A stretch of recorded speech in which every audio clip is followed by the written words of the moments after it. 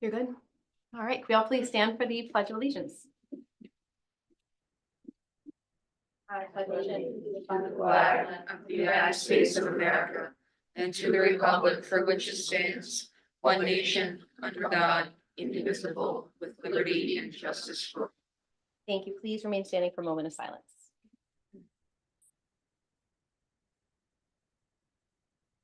Thank you. All right.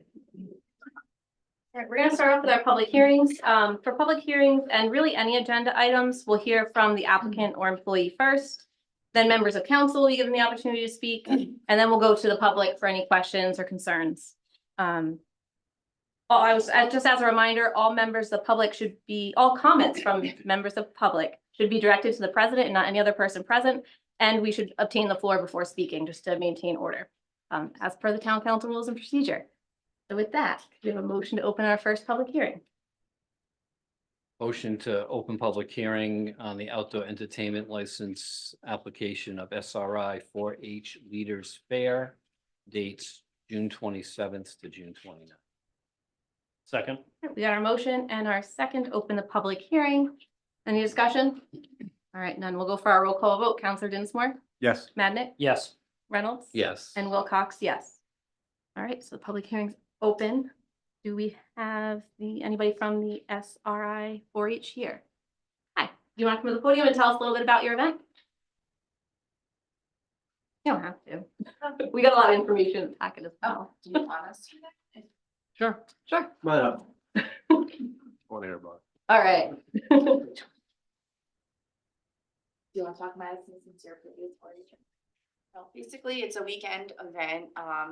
It is open to the public, but it's mainly for the Rhode Island 4-H youth to come and compete. They get to show their livestock. We have events such as like pie eating, Pinewood Derby. We have a battle of the barns, a grilled cheese contest, as well as some other fun activities like pie eating, things like that. There's also exhibit hall, so there's also arts and things like that they can do. We have roughly 140 plus exhibitors each year who all come together. Awesome, thank you. So- Does anybody have any questions from council? Sure, go ahead, Mark. No, go ahead. No, I was just saying. Oh, you Oh. opened Yeah. Just- I think she heard you. Sorry. Same format as I've been past years. It's same format as you've done in the past years. Okay, great. Sure, go ahead.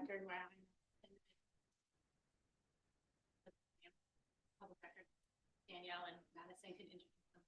Oh, I'm sorry, we need your name for the record. Oh, sorry, my name's Danielle Stone. I'm the president of the Southern Rhode Island 4-H Leaders. Thanks. My name is Madison Rathbun. I'm the treasurer of the 4-H fair. Great, thank you. Anybody else have anything they want to ask or add? I'll just add that they expect less than 300 people and there's no alcohol. Awesome. Sounds like a fun event. Great, thank you. Anybody in the public have anything they want to say? Anybody online, Erin? All right, hearing no one, we'll have a motion to close our public hearing. Motion to close the public hearing. Second. We got our motion and our second. We'll go for our roll call vote. Counselor Dinsmore, Yes. Madnick, Yes. Reynolds. Yes. And Wilcox, yes. All right, so now we need to approve the license if we want to. Motion to approve outdoor entertainment license SRI 4-H Leaders Fair for dates June 27th, 2025 to June 29th. Second. All right, so we got our motion and our second. Any council discussion? All right, we'll go for a roll call vote. Counselor Dinsmore, Yes. Madnick, Yes. Reynolds. Yes. And Wilcox, yes. Congratulations. Have fun. Good luck. All right. On to our next public hearing. I have a motion to open it. Yes, motion to open the public hearing to consider a proposed amendment to chapter 3.50.010 of the Code of Ordinances, tax exemption for older and disabled property owners. All right, I'll second it. We got our motion and our second to open the public hearing. Roll call vote. Counselor Dinsmore, Yes. Madnick, Yes. Reynolds. Yes. And Wilcox, yes. So council has discussed this pretty extensively. Does anybody have any questions or anything new they want to add? All right, so then we'll bring it out to the public. Anybody have anything they want to add about the senior exemption? Or anybody online? I like it. Good. For the record, that was Iowa Lipton. All right. So with that, we'll make a motion to close public hearing. So moved. Second. We got our motion, our second, and we'll go for a roll call vote. Counselor Dinsmore, Yes. Madnick, Yes. Reynolds. Yes. And Wilcox, yes. All right. On to licenses. We got to approve. Oh, wait, we have to approve that one. I'm sorry. My mistake. One more motion. One more. Right, yeah, I'll make a motion to adopt the amendment to chapter 3.50.010 of the Code of Ordinances, tax exemption for older and disabled property owners. I'll second it. We got our motion and our second. Any council discussion on the ordinance change? No? All right, we'll go for our roll call vote. Counselor Dinsmore, Yes. Madnick, Yes. Reynolds, Yes. and Wilcox, yes. Now on to licenses. We have a motion to approve our first one. Motion to approve dog kennel license renewal of Our House Pet Lodge expiring April 1st, 2026. I'll second it. Got a motion and a second. Any council discussion on this license? Is this a renewal? This is a renewal, right?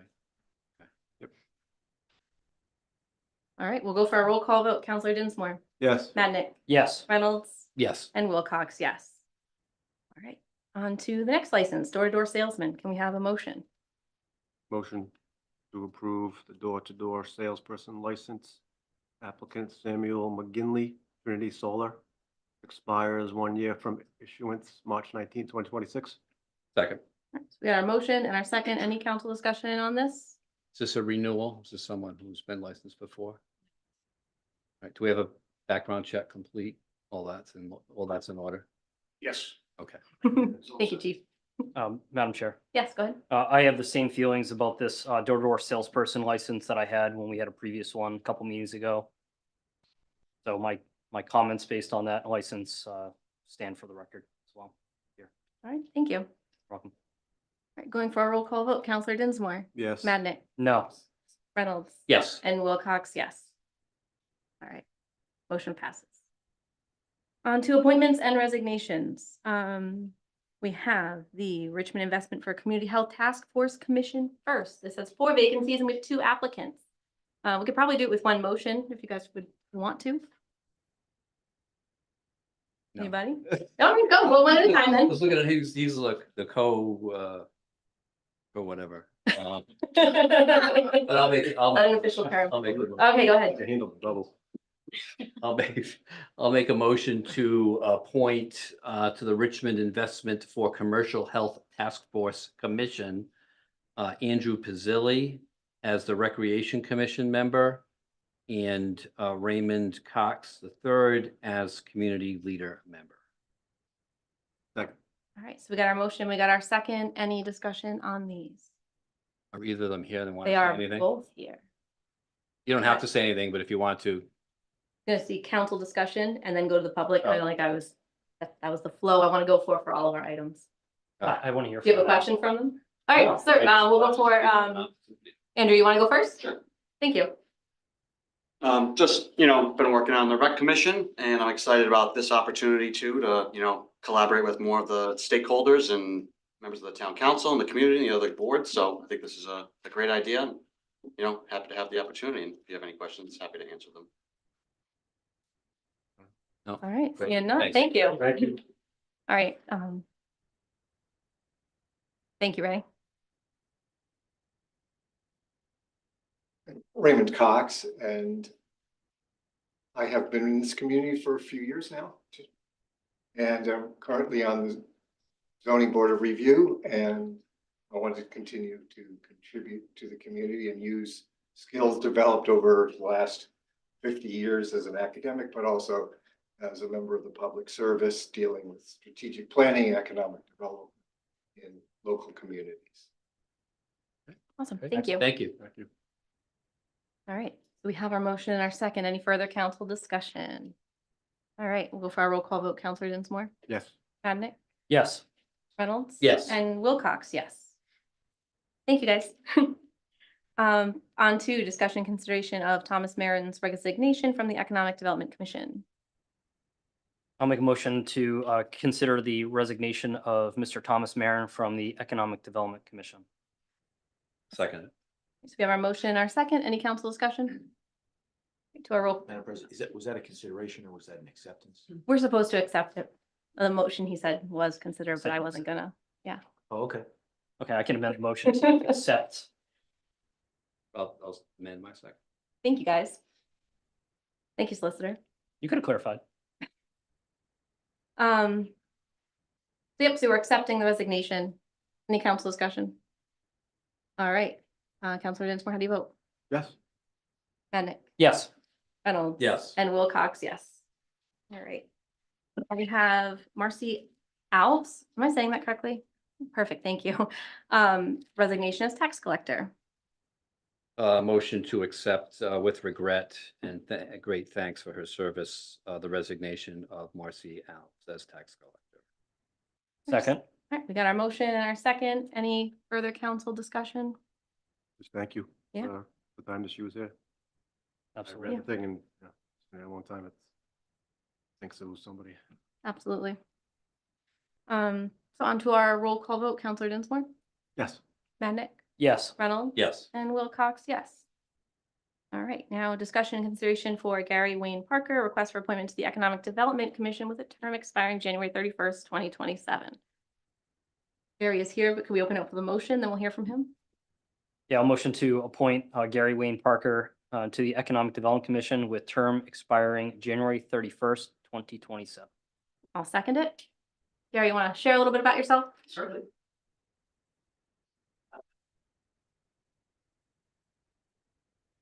Madam President. Yeah, Gary Parker, here in Richmond, been here 15 years.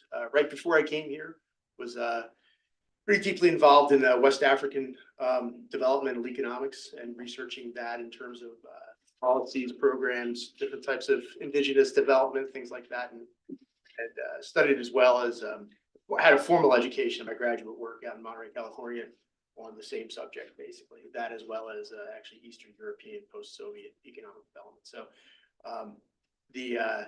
so there's some academics, some academic background there, and some practical real world experience on the ground in West Africa. So hopefully I can help, and long time ago when I first got here, it had no time and little insight to the town. I was on the EDC. But I think after being in some long dwell experience now, 15 years going on, a little bit better perspective. And I think I can help out at least be a team member in the EDC as far as in helping the town council as well. Yeah. So I appreciate the opportunity to serve, man. Appreciate it. Yeah, for sure. Thank you. I really appreciated that before stepping up to a board. I saw you go around to all the boards and commissions. I know you were at the affordable housing last night, seen you at various boards and commissions throughout the past couple months. And I just think that that's a smart way for any volunteer looking to get involved to test the waters and see the group before they join, because then you really know it's for you.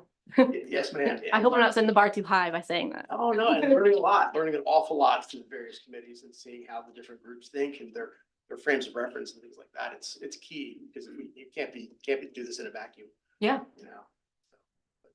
So appreciate the welcoming. Yeah. You're welcome. Any other council discussion or? Yes, please. Sure, go Madam ahead, Chair. Jim. So I had the pleasure of working with Mr. Parker on the planning board for a number of months. I don't know if it was a year About a year. plus. Mhm. A year. Very good planning board member, and we were sorry to lose him due to his schedule as a pilot. But one thing that Mr. Parker and I have talked about quite a bit is the way the town handles at-home businesses. And I'm really hoping that you're able to bring that information and those ideas and perspective to the EDC, especially because it is one of our goals and actions in the implementation plan in our comprehensive community plan. So I don't want to set any goals or set any expectations, but it would be awesome if you were able to bring from the EDC to the council some ideas on how we can make that process easier and more flexible and facilitate more home-based businesses and kind of grow that local economy for Richmond. Yeah, absolutely. And that is definitely a key to a strategy. It's a major element of the strategy that I think, at least to bounce off the other EDC members, but the idea that there's an awful lot of latent production capability that we might have. So it's just another way of looking at it. But yes, sir. Thank you very much. All right, thank you. Thank you, ma'am. Anybody else got anything they want to add? All right, we'll go to our roll call vote. Councilor Dinsmore, Yes. Madnick, Yes. Reynolds. Yes. And Wilcox, yes. Welcome to the party. Thank you. Onto the consent agenda. Does anybody have anything they want to pull? Yes, ma'am. Sure, what do you got? I would like to pull item G1B, which is the February 4th, 2025 regular meeting, town council minutes. All right. Anybody got anything else they want to pull?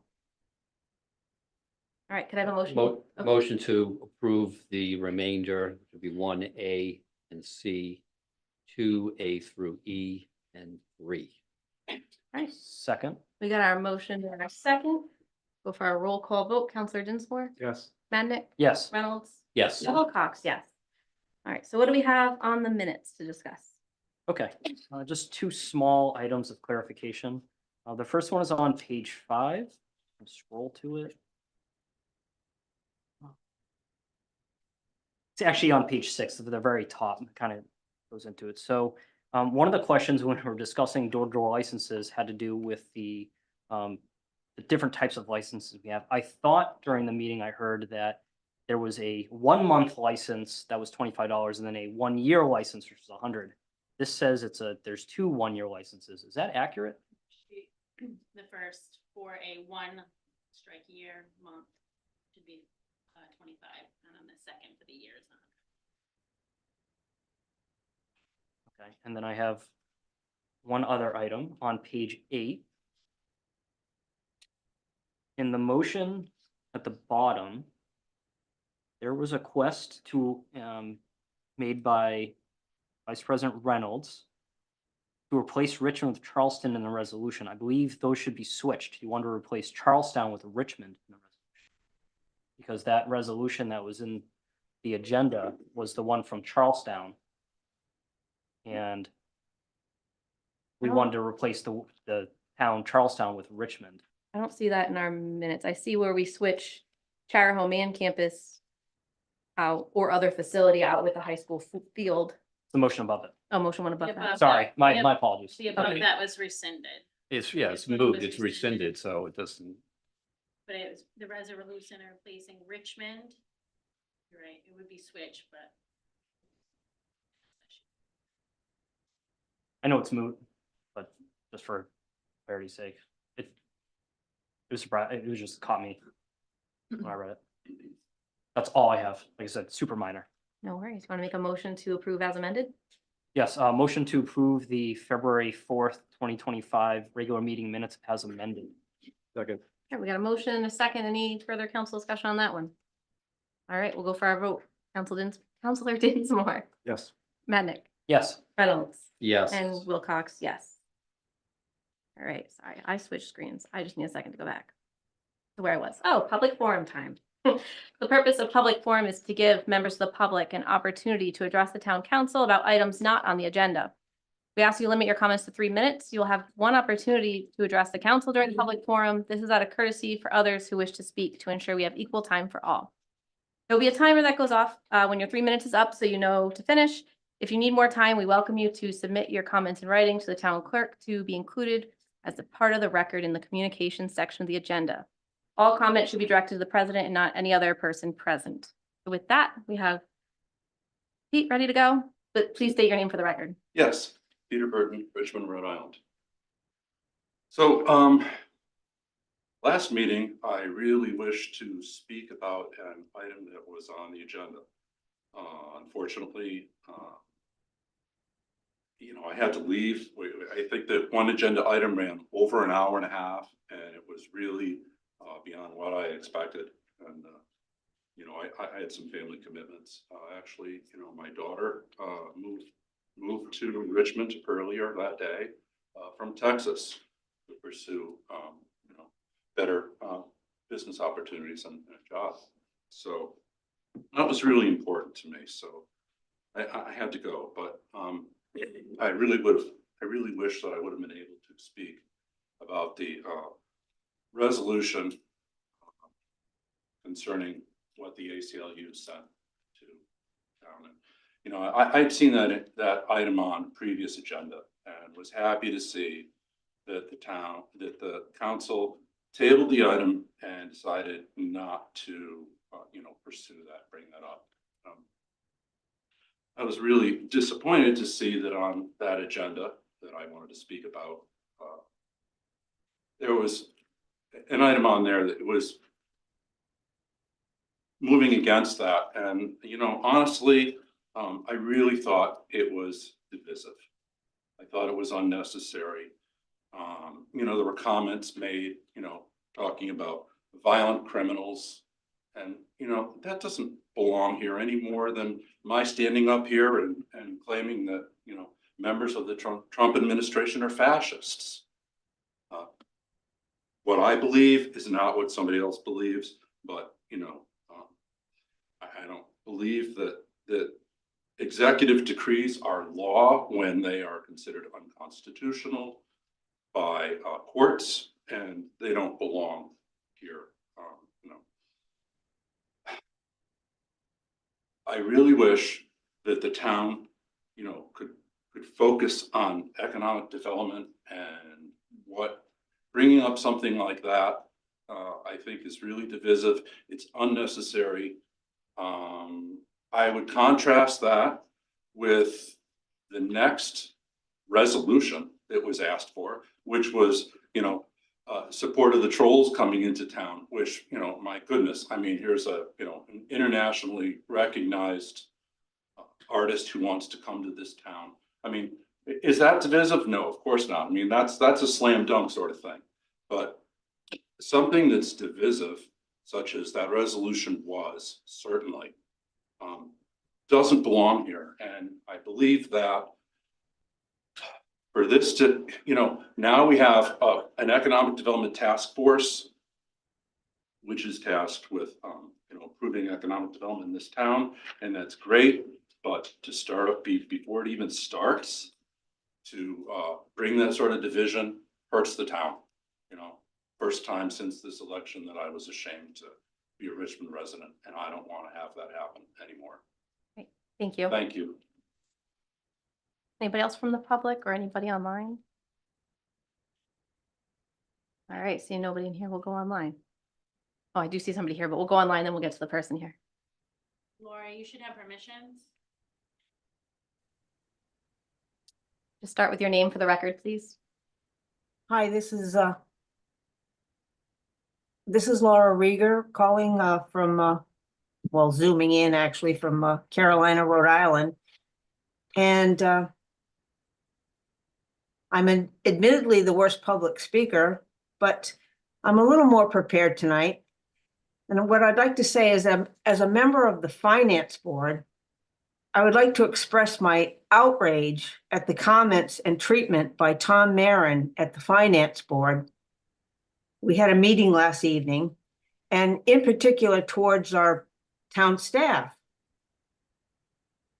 He came unprepared with none of the budget materials provided by Daniel Andrews and Karen Pinch.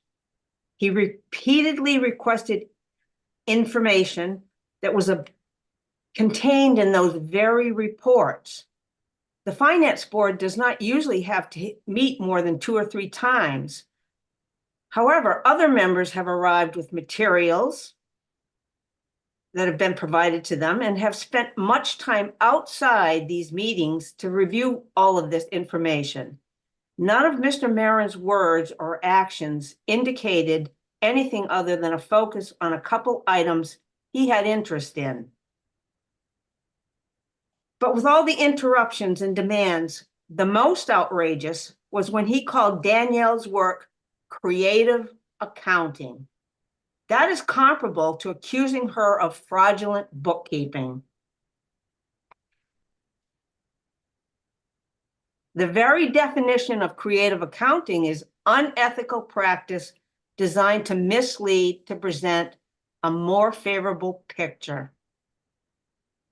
It was very disheartening to hear that with all the work that the town staff and other members of the Finance Board have put into getting this ready for the public to vote on. I have listened to Mr. Marin get up at each town council meeting to speak negatively of most town council members, other board members, and administration. Last night was beyond the usual finding fault attitude that has been displayed. free speech or not, there is a limit to what town employees or other board members should have to endure, and last night's behavior went far over the line. I realize that many things I've said will be subject to fault finding and twisting of my actual thoughts, but go ahead because I'll be right there to respond back and correct the interpretations that are incorrect. Thank you. Good night.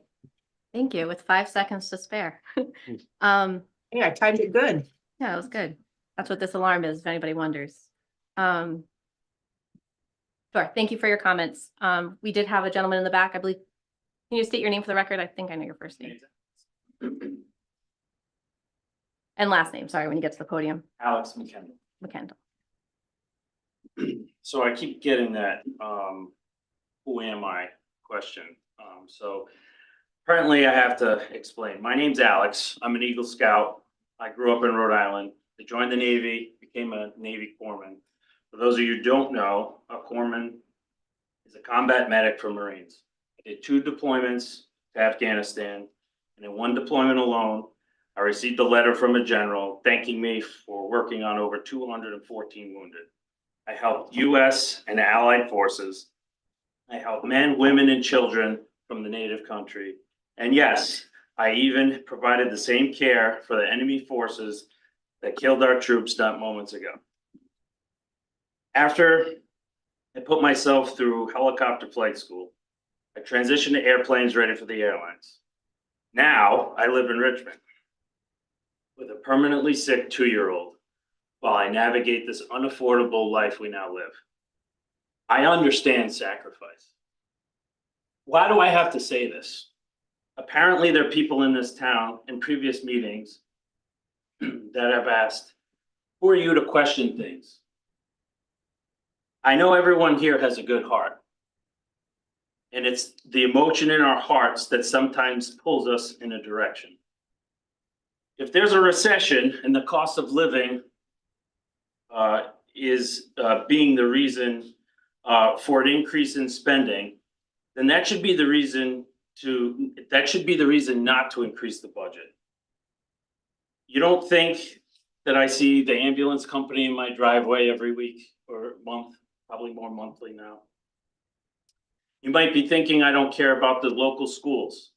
Well, you didn't see me at the Richmond Elementary School digging on the side of the greenhouse with an excavator and another person for free for the garden club. You didn't see me when it was 3 a.m. and I was salting the local school preschool because they can't afford it. As my journey has showed, I know sacrifice and I know how to give back. A taxpayer has no choice but to make sacrifices, work harder, and find a way to become more efficient with their time. They can't go to their children who they support and force them to give them more money. The town, on the contrary, if you're saying the government employees need a raise due to the cost of living, you need to cut costs and show the sacrifice and become more efficient. Show me in the budget where the sacrifice of the 3% is. What are we doing to cut costs for the raise? So just rather demand more from the citizens, no sacrifice or cuts. We sacrifice as the taxpayer every day. Can I refuse to pay my tax increase? Can I refuse to pay my cascading bureaucratic electric bill that keeps my son's oxygen machine running? I got it loud and clear. The hearts of the taxpayers come second if we're doing something good with the money. Thank you. Thank you for your comments and for your service. Anybody else have any comments they want to add? All right, we are going to move on from public forum and on to reports. Karen, you have the floor. Thank you. So my first item is a request from the council. This is kind of a retroactive approval I'm looking for because we did submit this already due to time constraints, but the Learn 365 program has kind of another phase called Math Matters, and we're offered a $40,000 grant with no match to improve math skills. So Kate wrote the grant, in collaboration with Mrs. Martin. What we're trying to do is add, a math component to summer camp. So Mrs. Martin has a teacher that's interested in doing that, and that could be kind of a station during the day, to improve math scores. That's all. Looking for your formal approval for that. Like I said, we did submit it already, but we still obviously have the opportunity not to take the money. We haven't taken. Awesome. So can I have a motion, hopefully to approve? Can I ask a question? Sure. The math thing is for the school? Well, if the grant is to the town, but it will be held, the summer camp is held at the school. So, and a Richmond teacher will put it on. Okay, yeah, this is the one. Okay, all right, thank you. Welcome. So I'll make a motion to approve accepting the Learn 365 Math Matters grant. Awesome. I'll second it. Any further council discussion or questions? All right, we'll go for a roll call vote. Counselor Dinsmore. Yes. Madnick. Yes. Reynolds. Yes. And Wilcox, yes. Thank you, Thank you. Karen. The second item I have is request for approval to award a bid to Automatic Temperature Controls. We posted a bid in January for 2 furnaces to replace the 2 furnaces at DPW. We received 1 response. It was the second time we had posted it. Unfortunately, we're just getting this 1 bidder. It's called ATC out of Cranston. Their price was $56,975. I did negotiate with them to lower the price to $54,627. It is a prevailing wage project, so it's gonna be unfortunately more expensive than if you and I did the exact same thing at home. And so the funding will come from 2 sources, one being a grant from the state, community, and it'd be efficiency and conservation block grant for $18,463, and the remainder from our public buildings maintenance fund. Awesome, thanks. Anybody want to throw a motion on the floor? Sure, go ahead. Question. Sure. Where were they, why are we replacing 2 of them? Is like, because they're both the same, were they both put in the same time or? Gary, can you help me with this? Is it upstairs and downstairs? Upstairs and downstairs. One on the second floor is real insufficient, they said. The other one, the fences and everything outside have been, well, they've been there, I don't know how long. They've been done for about 10 years, not more. 10 years? Go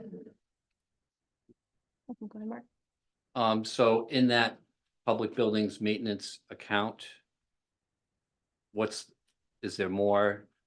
there more funds in that account? Are we gonna go over on that line by putting this money? No, into it? it's actually from and there was money that was set aside for the roof, but then we did the money from our.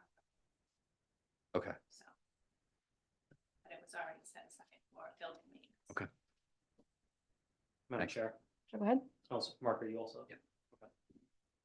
How do we know that this bid is reasonable?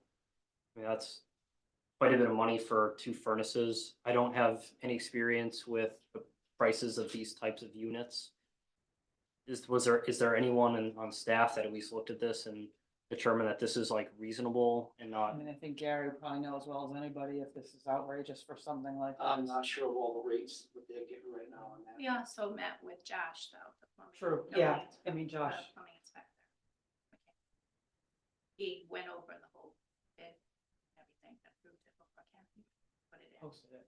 Okay, just I have 0 perspective on what this would really or should cost, and we're faced with a bid here that is gonna take 36 grand out of our capital improvements budget and wanna make sure that it's going to good use. And obviously, you know, replacing old inefficient HVAC systems is going to save us money long-term, but the return on investment is gonna be, it's gonna be long. But obviously making sure that we have comfortable buildings so that our employees can work in a safe environment and warm environment is good. I don't know if this is reasonable. We've only gotten 1 bid, which is interesting. Yeah, That's it is. unique. it's funny because other things, you know, like the dog, park, we got, I don't know, what we get, 10 or so, like, it's a, you never know what you're gonna get. Sometimes you get a Yeah. lot, sometimes, you know. So follow-up question, if, let's say this is hypothetical. So we don't spend the capital improvement money in this fiscal year. We'll be able to roll it into the budget for next year. So it's the end of March. We're rolling into spring and summer. Temperatures are gonna start coming up. I'm almost considering whether or not it's worth sitting on this and opening up the bid process again. Well, we've done it twice. We have, Yep. and we're And- gonna lose that Yeah, we'll $18,000 lose the grant. grant. It's energy efficient grant money. It's specifically set for something energy efficient. And that's Okay. why we went for that. All right, and this is probably not a grant that's gonna come back up again. I would say no. Never seen it before. It's the first It time didn't I've ever seem seen like- it. Talia, do you have something to add about the grant? Yes, Talia Gillette, Town Planner. So the grant, the time for it is running out very quickly. It will need to be expended. So basically, each city and town was able to access a certain amount of money from this funding pool. We basically just had to apply and say this is what we were going to be using it for, and then we were given that funding. But if we did not pursue it at this time, then we would no longer have access to that funding. It would be allocated probably to other communities, frankly. May I ask her Okay. a question? Sure. The $18,000, is it a flat grant or is that some percentage of whatever the work is? That is, it's just a flat amount. It came from, I can't remember the acronym off the top of my head, but it's, EECBG. yes, Energy Efficiency Conservation Block Grant. yes. Okay, what if we were to consider, so that we do not lose the grant, and Mark knows where I'm going with this, we replace one of the units. And then we go out to bid, because if we're gonna use the 18,000, we get the 18,000 for one unit, and then we can go out to bid for the second unit, and we still have one covered. And then we have all summer, potentially get additional bids. And I guess follow-on question is, I mean, when you go out for when you're investing in your HVAC system, even a house, there are many different systems that could be, replace what's there. Did we set the bid so that it was just replace of that type of system, or did we request bids to also provide input on maybe a different system that might work as well? I'm trying to balance like not losing the grant, but also being careful of not spending all this money when we don't necessarily have anything to compare it to. That's where I'm having a hard time with it. Yeah, for sure. I have a follow-up question. When specifically do we have to spend the money? If you don't know. I don't know off the top of my head. Yeah, I'm just wondering, because if we change the specs of a bid, it's my understanding we have to put it back out to bid for one instead of two for however many days. And I don't know if that time frame would then make us lose it anyway. Well, I mean, just for reference, this was posted January 24th, and you're just seeing it now, based on the amount of time that it's out. Right, well, I mean, the second time out. Oh, okay. January. The last time it was like months ago, we sat on it for a while. And I think for both, it was the same bidder. It was. And I don't think we had any other bidders in either round. So even if we were to rebid it again, we could feasibly be getting the same exact bid from the same exact vendor again, and we will have spent additional money on advertising to be back in the exact same place that we're in right now. Well, note the second time he was more, which is why I negotiated down about $2,000 based on that. You probably knew he was the only one at that point when it didn't come through. Sure, go ahead, Mark. I would just say this, nothing gets cheaper over time. And the literature is saying that the cost of steel and aluminum is going to be going up significantly. So I think for us to put this off, you're gonna pay more in the long run and you may lose your grant. So I think we've given it two shots. Gary's been involved and this needs to get done, and the plumbing inspector reviewed the specs. So I think we go with it. All right. Do you want to throw a motion on the floor to move this forward? Oh, I thought we had one. No, we went into discussion. Motion to accept the bid of automatic temperature controls for DPW furnaces in an amount not to exceed $54,627. Awesome. I'll second it. Any further discussion? Sure. I'll add that I appreciate those questions and concerns, Counselor Mendick. I was right there with you for a second until I thought about the timeline and how long it takes for bids to go out and everything like that. So I appreciate you looking into that and questioning it. You have a member of the public who has a question? Can you get to the podium and state your name for the record, please? I'm sorry, I should ask any other, I did. Bob Singer. I just want, Richmond, I just want to give my opinion, and it's an opinion that's based on my previous working with Petro, Woods, Buckley. I represented them. And we had a rooftop unit. I think we actually had 2 different rooftop units at 2 different times on the Teamster Hall. And I believe, I'm pretty sure that each unit, now these are big rooftop units, air conditioning, it's gas. I don't know what the difference would be at the DPW, but I'm pretty sure, and this was going back 2 or 3 years, but it was around $10,000 for the unit. So this is way, to me, this is way over budget. All right, Did you thank require you. prevailing wage now? I'm curious if we're comparing apples to. It was a Teamster building, so it was the Teamsters building. But that's not. And owned by they were union, they were already union companies that did it. It was Petro Petro did it, so they were paid union wages and everything else. So the difference, and I've dealt with a lot of prevailing wage because I used to have to do that. They used to put, Buckley did a job for the state police in Middletown and everything else. And you know, they are a little bit more expensive, the prevailing wage. But another thing with the prevailing wage too is, does anybody check to see whether they are paying the rate to the workers? Because a lot of these companies that you're paying on a prevailing wage job, the company takes that money in but doesn't share it with the workers. Wow. We require the we've certified caught- before. Yeah, We've caught several of them like that, and they've paid the penalties. That's just my opinion. thank you. I appreciate that insight. Can you ask Gary a question? Are they rooftop units or? We have one that's inside. You want to ask Karen a question? Go ahead, Joe. Gary, are those rooftop units or are they inside? They're both inside, and it's quite extensive. The one on the second floor, they actually gotta cut through the ceiling in the first floor to go up to get through this. The other one's in the attic, which ain't no feature there either. As far as efficiency, and we've gotten by, but we got like 7 or 8 window units hanging out, so there's no efficiency there. And there's other things in the building, see EMA, you got them offices. Obviously, we don't do any climate control out besides heat in the main buildings, garages, of course, all the office. Yeah. But it's pretty extensive what they got. And you got the things outside they got replaced too, that have been down. All right, thank you. Awesome, thanks. Madam Chair. Sure, go ahead, Another Dan. question. Probably should have done this before this meeting, and for that, I apologize to the town council and the public. However, can I ask a question to the administrator? Sure. Is it possible to get a breakdown of the bid and what they're going to do? And Gary just laid out a fairly extensive work order. And I think that would really help me understand why this bid is where it's at. So you're not looking for just like first floor, second floor, you're looking for a more extensive breakout of what the costs are? Right, if you recall the discussion we had about painting the town hall, and it was, why is the paint so expensive? Then you realize, oh, you've got to move everything, you've got to tape everything off, and that the amount of work ended up being really extensive. Mhm.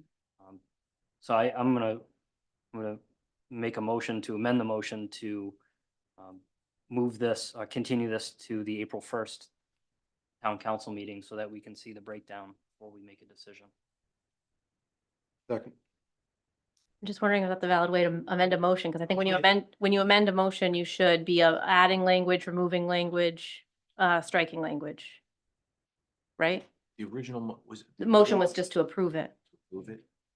Who made that motion? Madam Clerk? Reynolds? Yep, Vice President Reynolds, seconded by President Reynolds. There's a motion and a second. Unless Councilor Reynolds wants to withdraw it, there's a vote to be had. Talia, what's the timeline? Is April 1st going to present us with a problem? I don't believe so. Do we have to expend the monies or just commit them by whatever their deadline is? If you know. I don't remember off the top of my head, and I was not prepared to opine on this particular item. But I can get you an answer for the first. Yeah, I'm looking to see if I can quickly find it in any of these emails, but Without knowing when the money I'll- is no longer ours, it makes me nervous, but I just don't know how seeing a breakdown, like I know how it would help, but we've already had our town administrator post the bid twice, receive a bid that was high, negotiate it down. I don't know. I feel like pushing it out is not a valuable use of time if it's going to be approved anyway. Because it's already been negotiated. So I'm comfortable moving forward to approve it. That's just me. I'll withdraw it. I'll withdraw the motion. So we can get documentation to hopefully satisfy Counselor Madnick's inquiry. Right. Do we have the information, Karen, or no? No. All right, so you want to throw your motion out? One more discussion point. We could move this item later on the agenda to give Ms. Pinch during the meeting time to find it, Good point. and then decide whether or not we want to make a decision on this tonight or move it to the April 1st meeting. That would make me feel better, yeah. All right, I will make a motion to continue this item to after item L on tonight's agenda. All right, I get back to the top. Second. I'm looking All for right. that now. okay. Previous motion of continuing. I don't know, I'm not 100% sure if that was a motion, a valid one, because a motion to amend is to strike or add or change. Since There was a motion and a second, so just for, Okay, Mr. Reynolds withdrew his motion, which was seconded. and then. there was an during- motion to motion amend to- that was ruled by the chair to not be a valid motion. Right. So I don't know if that matters. Yeah, that's, no, it doesn't. Anyway, sorry, I put a note here. We can go back to it later. We have the motion on the floor to move it back later. We'll go to our roll call vote. Counselor Dinsmore? Yes. Madnick? yes, Reynolds? Yes. Wilcox, yes. Thank you. Karen, on to your next item. Karen, do you mind putting that rendering on the screen for us? So as you all know, we've been working for far too long on 4 Richmond Townhouse Road. We've been working with GZA to do an environmental study, and as a precursor to that, we needed to decide on a layout of the site. I don't know if we can blow that up at all, just to get the green part almost to fill the screen now. I mean, if everyone can just look quickly to get a sense of the big picture overview, if you see the roundabout, the road on the left is Richmond Townhouse.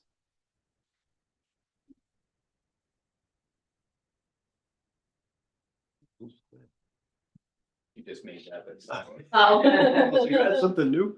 That's the pool. She's building as we speak. So at the very bottom of the screen, that white flat building is Charahoe Furniture, just for perspective.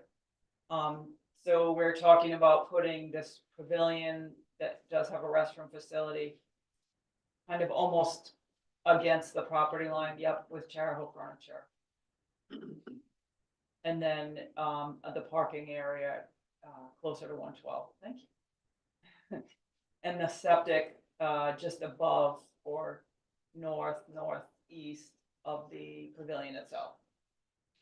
So we kind of just are looking for the council's buy-in on this so that we can move forward to have them start working on the environmental review. Awesome, for sure. And this is just a concept plan at this point, so council's just approving the concept. No need to get into the nitty gritty or specifics, right? Okay. Hey, Madam But Chair. if anybody has anything, yeah, go ahead, Dan. there's supposed to be quite a bit more on this property for that grant, correct? There was, but the price, because when we applied for this, it was pre-COVID. So our pricing was, at now is not sufficient based on what we got, is not sufficient to do everything. So you'll see further on down in the agenda, I'm requesting, approval to apply for 2 congressionally directed spending grants, and one of them is to do the additional work here that we wanted to do, the playground. We're adding pickleball courts, which was not a part of the initial proposal. But the playground did get omitted from this, Can you remind me how much money we have for this? 578,000. And the 578 is gonna go towards all of the engineering and then all of the development of this property And based on the site concept work. I'm gonna see. Mhm. Has this been brought in front of the planning board yet for their advisory opinion? No, That is a requirement. That's gonna cost 500,000. it's a prefab pavilion, it's the pavilion itself, it's the putting it up. And it's all the site work, Mhm. the septic's gonna be expensive.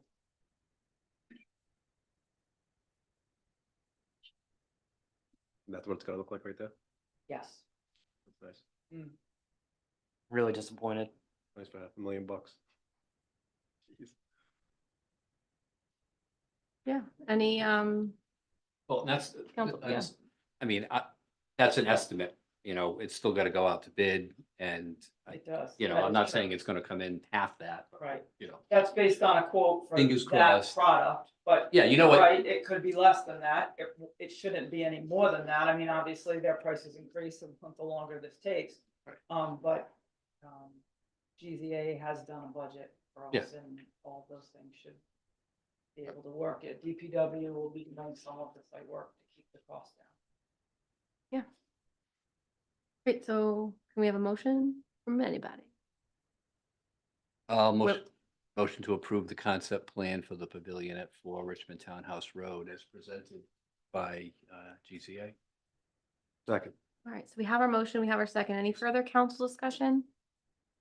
I'm really disappointed that we got to this point where we're not getting out of it what I think everyone expected. I mean, I'm disappointed as a resident. I'm one that has 2 little kids, and I was hoping that we'd be able to use these fields and the courts and a playground there. But I can see that, you know, with additional grants, this is a start. And I think the pavilion will be nice. I like the layout. I think it fits Richmond. Just a sad state of affairs, really. Yeah, for sure. So why is it not the playground? It's going to pickleball. No, none of that's happening in this phase. In the second phase, there was supposed to be a playground Mhm. in this phase, Oh, but we okay. had to cut that out. Yep. So the money that we're asking for, will include Okay. money for a playground and pickleball. Thank you. Awesome. So we have our motion, we have our second. We'll go to our roll call vote. Counselor Dinsmore, Yes. Madnick, Yes. Reynolds. Yes. And Wilcox, yes. All right, thank you, Karen. And kind of tagging on to that, you'll remember, I don't remember what year it was, it had to be 3 years ago. We rezoned a lot of town property to be in the PUV zone. And for whatever reason, this property was left out of that. And so we're thinking to put that forward. You know, how you can probably elaborate more on if there's any questions about that, but. Sure, go ahead, Talia. Yeah, if the council would like to direct me to explore the potential rezoning of the property, be happy to do that. Okay, so that's the directive you're looking for tonight, a motion to ask our town staff to, I guess I'll make a motion to ask our town staff to explore rezoning for Richmond Townhouse Road to PUB. What does that mean? Public. PUB is Okay. public in the zoning changes and the ordinances. Thank you. You're welcome. So I got my motion, I got my second. Any council questions or discussion? What's the zone now? R2. So it never changed when the ownership changed? My understanding of this is the reason it didn't change, and I was on the planning board at the time when we revised the comprehensive community plan and we looked at this property. is that there was a stipulation in the grant that if we change the zone and we allow different things on that zone, we might lose the grant. So are we in the same position again, that if we change this zone, that we may lose the grant money? I'm not aware of that. Be a good thing to double check Yeah. with all this, though. That would be part of my That will- review. Part of our review, yes. Words right out of my mouth. It could be absolutely not for X, Y, and Z reason, Yeah, or it could be, Sure. yes. go ahead, Erin. I have some, so the two previous councils ago identified all the properties as part of the comprehensive plan. And so some of those were identified to go all over as one. And then some of the fear, but some of the build, because Fort Richmond was not built out at that time, I believe it was pulled back. And the reason why it's during this discussion is the review process and the build out for planning is much different in a residential area than it is in a PUB zone. So it might make sense as they work through the environmental study and planning, that if it's going to be that zone, it's indicated certainly there's a concern on the grant funding.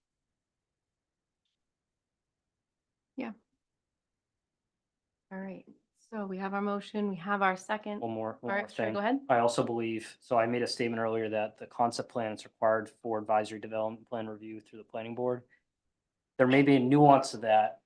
I think with it not zoned public, it doesn't have to go to the planning board. If you change it to public, then it does have to go to the planning board. You might have to look into the exact wording that we have in our ordinances and how that goes. So Ms. Wilcox, you may remember the first one that we Yeah. had was the dog park. Right, Right, so this also falls into that same category. number 2. All right, so we'll go for our roll call vote. Counselor Dinsmore. Yes. Madnick. Yes. Reynolds. Yes. And Wilcox, yes. Thank you again, Karen. Thank you. And we have the opportunity again this year to submit requests for what we would call congressionally directed spending, or another name for that is earmarks. We are going to submit 2 projects again this year. One is for security enhancements. So essentially that's cameras here at the town hall. These cameras have been here since before I got here. There's cameras at the police station that are probably as old, if not older.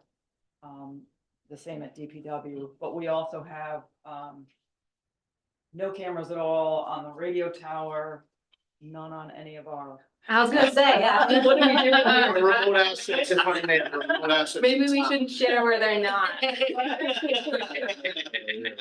So we need additional security cameras at some Other locations. key locations, yeah.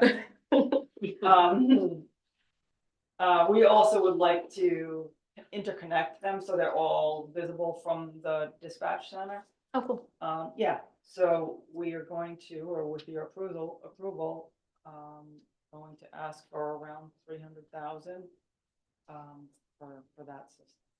And that's due Friday. Awesome. I have a motion. All right, Yeah. I'll make a motion to approve the request to apply for the earmark for the security cameras. Second. All right, we got our motion and I got our second. Any council questions? All right, Counselor Dinsmore, how do you vote? Yes. Madnick. Yes. Reynolds. Yes. And Wilcox, yes. And then the second, we've kind of already talked about this. This would be the funding for expansion of Fort Richmond Town.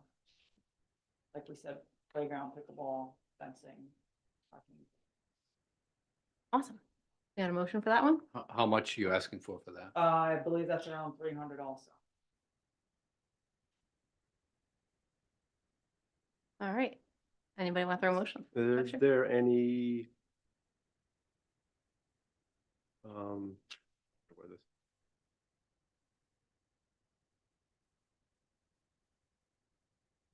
Any question of this funding coming, considering the landscape of the political landscape in the state right now? Apparently the FY 25, which was what we applied for last year, Mhm. basically like didn't happen. Okay, But the whole congressional delegation has these requests for funding opportunities. So they seem to think they're moving forward. Okay. All we can do is try. Worst they can say is no. Yeah. Any other questions? All right, we'll go for a roll call vote. Counselor Dinsmore, Yes. Madnick? Do we have a motion? Yes, Mark Yeah. made it. I believe I seconded it. I don't know, who seconded it. Okay, then yes. Did I? No, I didn't think so. No, we don't. Wait, we had- don't? I thought you made a motion to approve. We had No, I one asked on the cameras. You but know, it's a not on the question? floor. I asked the question. My bad. Can I have a motion, guys? I'll make a motion to. Thank you. To submit a request for funding for expansion of 4 Richmond Townhouse Road. Second. All right, so we have our motion, we have our second. We'll go for a roll call vote. Counselor Dinsmore, Yes. Madnick, Yes. Reynolds, Yes. and Wilcox, yes. Great, thank you so much, Karen. No On to problem. Chief's report. Good evening, everybody. How are you? Chief, how are you? Hey, folks. How you doing? Good to see you all. I'll be very brief, I hope. I want to talk about Derek Adams, our recruit. As you recall, Sergeant Warren died in October. Aside from the trauma of losing an active police officer, was untimely and unexpected. It left us short a person. Shortly after that, we had a vacancy created when an officer left for paying benefits to another community. Regrettably, he didn't want to leave, but he opted to, and it's kind of a dilemma statewide, certainly, but nationwide as well. And recruiting, viable candidates that have the integrity and to handle the position where you have the right to separate people from their freedom for periods of time, and God forbid, to take a life if there are imminent threat to people around you. So you can't just hire anybody, and it isn't a job that you can hire somebody and have them start in 2 months. It takes about 18 months from the time that you identify a candidate. You hope that they make it through the academy. You hope they make it through FTO, and then you assess them during a probationary period, whether they have the right temperament and skill set to do the job professionally. We were really lucky in getting Derek Adams. He's a Charlestown resident, Charahoe graduate. The reason I want to bring him up particularly today, last Friday, we were at Municipal Academy at a National Guard extension at Camp Fogarty, and they had the use of force test out, and every recruit dreads this thing because you essentially are in a fishbowl of police chiefs, command staff members, your peers, and there are CTOs, certified training officers, who are there to test each candidate in physical skills when you have an active combatant. It is extremely stressful, and there is a high washout rate. Derek was the first one to go because Lieutenant Arnold on the right, Brock Taylor, an FTO, who's going to be FTOing, Derek and myself got there before 8 o'clock. So when you sign in on the sheet, they try to go by the command staff that's present for this thing. So he got to go first, which is really daunting. Derek was an all-state wrestler in high school. He's coach of the Charahoe wrestling team. And I'm telling you, he had people twice the size of him, outweighed him by twice his body weight. And it was beautiful. Like his performance, his ability to control. He was like a spider that they just could not get off of him. He maintained dominant body position on every single person. And they have to go through, obviously, the physical wrestling part of it is 100%, or at least 75%. The strikes they're delivering in response to active resistance have to be somewhat like shadow boxing. It's not 100%. But they do accidentally strike one another while they're going through these motions. They have to run up and down a rappelling tower that's about 80 feet high. And when they get to the bottom of that, they have to deal with a combatant person. You're already winded. Then they have to chase somebody on foot to another station where they have to deliver a series of strikes to a body bag, and they have to hit it with some force so that they're effective in defending themselves or someone else. By the time they get to us in this enclosed gym, a lot of them are spent. I mean, they are, you can see them kind of panting, kind of regaining their composure before they go to each station, and they take on about 5 separate, now these are people that are trained in jujitsu, some other combat skills that are police officers throughout the state who are training officers. To watch him go through station to station, and you can see he's earning the respect of the staff. They already knew about him, but what he did that day was just stellar. And all the feedback we've had, he's in week 10 right now. Last week was week 10. He has to go to May 23rd to graduate. He's doing really well, and he's representing the town well. And the night that we introduced him to council here, he was sitting up front with me, and a person came up and just started talking. And it went into a 15-minute conversation, and I wasn't sure if he was paying attention. He didn't miss a word. And I said, listen, I hope that, you're okay with being approached like that. Sorry to kind of get you. He said, I enjoy talking to you. And that's a skill set in a police officer. You either have that or you don't. He was so good with that resident. It just speaks to how well I think he's going to work out as a police officer for the town. And that was that photograph that I shared. He literally just got done. He's covered in sweat, and he really mastered that well. And I want to commend him on his performance that day, but throughout the academy. The other thing I want to share with you is scams kind of recycle. They kind of come through, they hit a number of people in the community, and then they move on, and you don't hear about that particular scam for 2 years. They move on to other scams that are very successful. And they might target 100,000 people in the United States. Sometimes they go to area codes and they'll do it by telephone, they'll do it by email. But if they're successful, 10% of the time they call the 100,000 people. Think about the amount of cash that they're getting, $5,000 or 10 grand at a time. This particular one actually was targeted to my phone last Friday. Who's seen this one? Your toll payment for Easy Pass lane must be set up by March 14th. I got it on March 14th.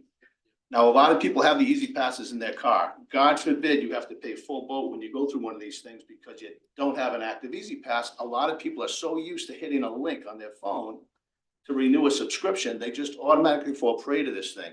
This is a scam. This is not legit. If you get it and you're not sure about it, don't ever hit a link, delete it, mark it as junk, and send it on its way. I talked to at least 5 people in town that had the same thing happen within the last 2 weeks. There were 2 other types of things I wanted to bring to your attention. The Rhode Island Department of Labor and Training. When you get injured, you might file for TDI benefits. There's been a lot of data compromises, databases where people have had their identities compromised, and they will apply to the state, believe it or not, for TDI benefits in your name. We had 2 people in Richmond that had that happen to them. Both of them were very astute, realized that they were working. They were actually at a place of employment. They both worked at the same company. I didn't want to give that away. And they both got targeted. So they came to the police department, which is the right thing to do. They have to create an independent verification that this thing happened to them. They provide a written statement, and we help the state out, letting them know that this is, this person did not file for unemployment. As a matter of fact, they are working actively in the town. So if something like that happens, please call the police department. We'll assist you in guidance on how to deal with identity theft. It's good to alert the 3 credit bureaus, kind of monitor your credit report to make sure new accounts aren't taken out in your name. The amount of work fraudsters create for us is maddening. It is so frustrating to me that people at a computer or a telephone somewhere, another country away or 600 miles away in their underwear, in their bedroom, are scamming us. And when they do get caught, because there's no crime of violence, rarely are they doing jail time unless they're prosecuted federally for a series of or a pattern of these types of things. So it's best to have a consumer be aware. The other thing, you've probably heard about this, package thefts, porch pirates, things like that. We really have been fortunate down here. A lot of people are getting things delivered to the house. It's convenient. You're on Amazon, have it sent. It's there within 24 hours often. We had 2 package thefts. Neither one of them had a porch camera. And the reason I bring these up, these were daytime, and it wasn't the same company. One was Amazon, another one was a company called OnTrack, and it was bicycle tires. But what will happen sometimes, suspects will see a delivery vehicle. They'll follow it to an address. Both of these addresses were very remote, long driveway off of a main road, and no one was home. The packages, obviously the delivery driver takes a picture of it, sends it to the email of the registered owner or whoever ordered that device, and within 4 hours of the delivery, they were gone. Now, one was camping supplies for a 6-year-old, so it was like, it was a birthday gift. It was kind of a heartbreaker, but not very expensive, and the other one was 2 bike tires. But these are very popular. If this happens, please don't just call the delivery service. Please let us know at the police department. We work with Nespin, and we have regionalized information and intelligence centers. We do a lot of sharing, and if we develop a suspect through what the work somebody else did, it's helpful to have that information from them. And lastly, sorry, this wasn't short. 3 minutes are up. Yeah, sorry. I'm kidding, I I'm didn't get kidding. out your tone. So most of you know, I have been actively volunteering with Special Olympics Rhode Island for the past 36 years. And it's because the best examples of humanity I've ever seen are at Special Olympics. People with intellectual disabilities who happen to participate in these games have grown socially, mentally, God bless you, physically stronger, camaraderie of peers. You see kids that are, people think they're broken and they get dismissed, and now you watch them in this environment and they make us better. Like I'm telling you, to a person, we all have priorities in our lives. I think we over focus on things that don't really matter as much as they might appear. And when you're with these athletes, they are truly in the moment. They're truly in the moment. They're talking to you. They are 100% engaged. They're not thinking about tomorrow or, things they have to do when they get home. So this is our annual plunge weekend. It's the super plunge. It's 24 hours. This is my 13th one. Go in the water every hour in the hour, starting at 1 p.m., 2 p.m. into the 12 a.m., 1 a.m., 2 a.m. down to Salty Brine Beach in Galloway. It's an awareness fundraiser for Special Olympics because this thing really changes lives. It's the only reason I do it. I can't stand being cold anymore. The older I get, salt water, the ocean last year, we're at Salty Brine Beach, which is pretty tame with those jetties. We had rollers, 5 foot and 6 foot rollers at 2 a.m. And the tide went out, so it feels like you have to run to Block Island to get the water deep enough to dive in. Right now, I think we're at $94,000. Our goal is to get over 100 again this year. We have a smaller team this year, but there'll be some social media stuff on it, just to be aware of it. Again, this is all about the athletes of Special Olympics. We're trying to make it so that they don't have to pay to participate. We offset the cost of State Summer Games in July, in June. And that's all I have. Great, thank you. Thanks, Go Steve. visit it. You should go watch it. Not exactly pretty. It's not like synchronized swimming. They're all screaming as they go into the water. Are you jumping in? I am.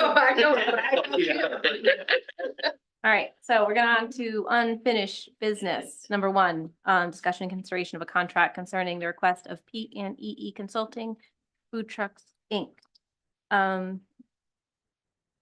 Yes, I don't know how we want to kick this off. I have some things that I want to say, but I don't know if other counselors do as well. Or if I should kick it off. Yeah, question about our process here. So presented with a contract from our solicitor. We have some input from the applicant. And then I also submitted to you guys some changes as well. I guess the question is how we want to go through this. In whatever we think is the most efficient way. Really, I didn't know what you guys had thought, because I had a chance to look at this. It was a little tough to tell what was your edits and what were Zangari's for a second. I thought it was all yours. And since it's not visible to the public today, we should go all over all of them out loud. And then this will be a part of the record for the communications, I assume, for next time, because that's sometimes how we do that. But it could be because I believe our town clerk can bring it up on the computer. She does have a copy of this. Right, Yeah, so the public can see it. right. Yep. Okay, but I Yeah, still think it's good to verbalize it. Yes. Just We can Doesn't make verbalize it sense. and the public can see it on the screen and through Zoom and YouTube. awesome. So we can work through it and it'll be in color. So you can see which track changes are from our solicitor and then from me. Oh yeah, that would have made when I arrived here today much simpler. But I know we have a lot of counselors who may have input or even feedback on various things that were discussed. So does anybody else have anything they want to add as far as procedure Well, going through this? I think obviously we need to listen to Mr. Wiener's concerns and hear what alternatives he has in mind. Obviously, talking about the nitty-gritty details of a contract doesn't make any sense if you don't have an agreement as to the key terms Yeah. of the contract. I don't know that we have that at this point in time. So I would say let's focus on those key terms, and once we get an agreement on those, then the rest of it just kind of is drafting issues. So. Okay, Mr. Wiener, do you want to share with us and the public, I guess, your input? I believe you have all of my Okay. input on record. Okay, then we should be good to go. So do you have an alternative proposal, Mr. Wiener? To the, let's say, for instance, the fee that we've proposed. I believe I've already provided all that in my communication. Madam Chair, would you like me to read Mr. Wiener's? If you have it up, I was just No. pulling it up. I do. So the applicant suggested that after reviewing the contract that Mr. Zingari and town staff sent, which is not the one that I put comments on. The applicant wants confirmation that the previously included language from 2022 and presented to the council is still the case for 2025.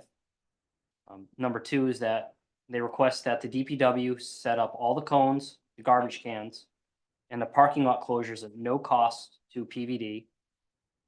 They're requesting that 2 DPW staff work each event, and they are compensated with comp time to utilize this time off.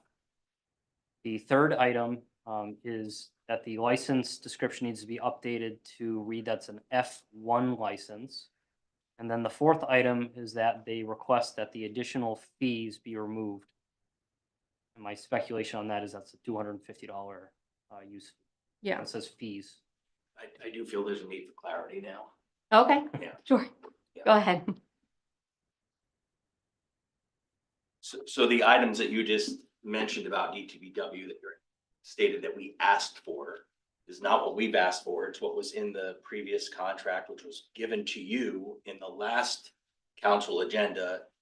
So we came into the last council meeting expecting that there was being pushed forward because that's what was given to you in the agenda.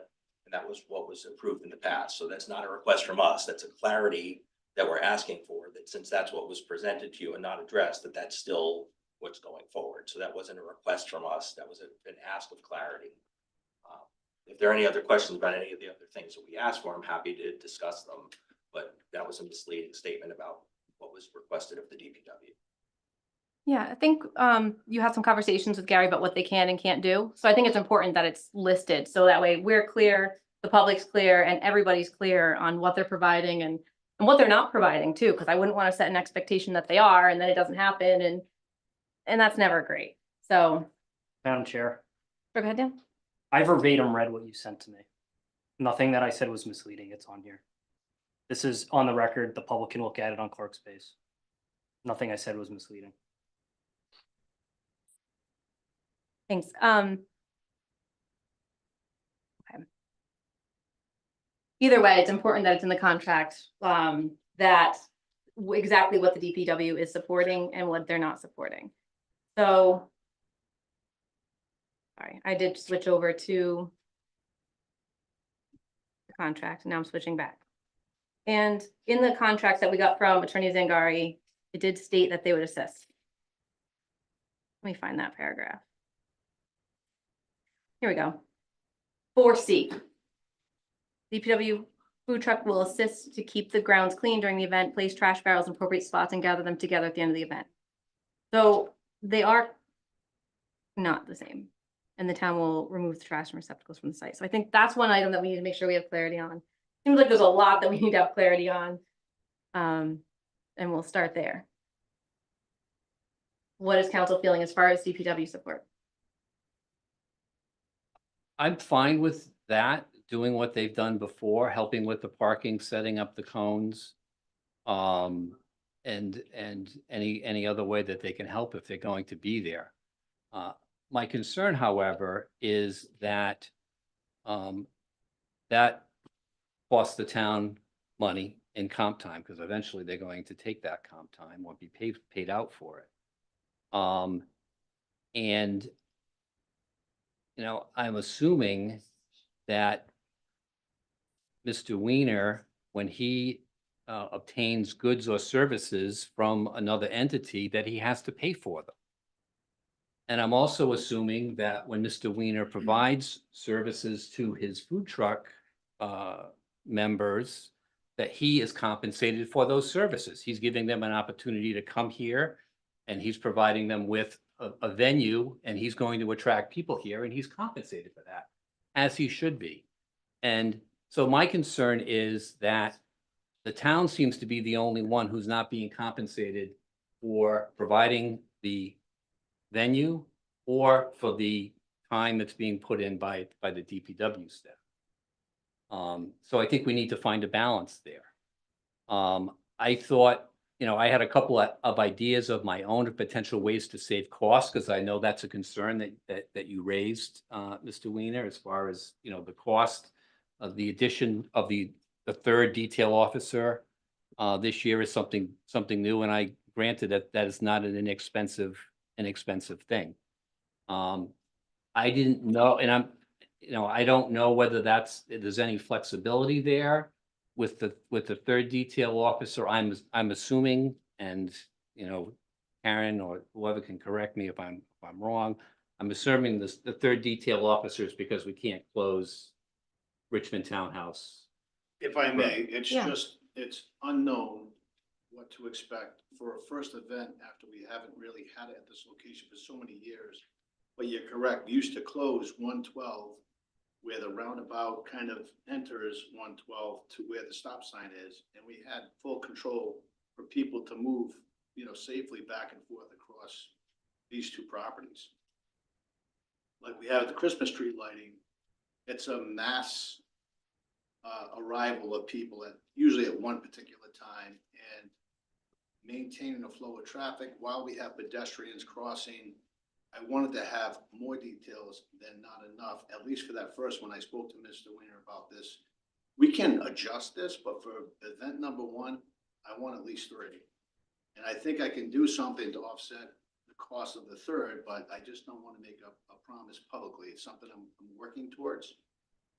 But I really don't want to go with less than 3 on the event one. If we determine after the attendees for that particular night that we can do it safely with 2, then we'll do it with 2. But for event one, I don't want to come in unprepared, have somebody even have a close call, because they kind of park all over the place. And we're trying to establish pedestrian crossings from Richmond Elementary School and from the dirt lot next door.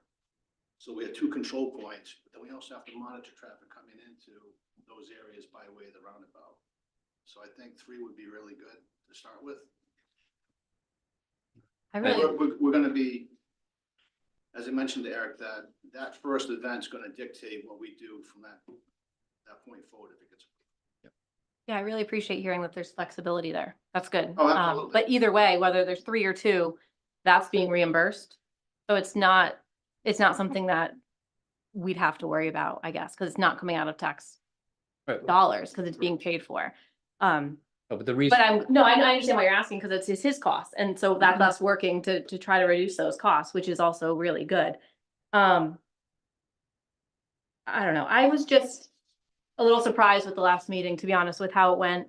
Because we're all up here looking out for everybody's tax dollars.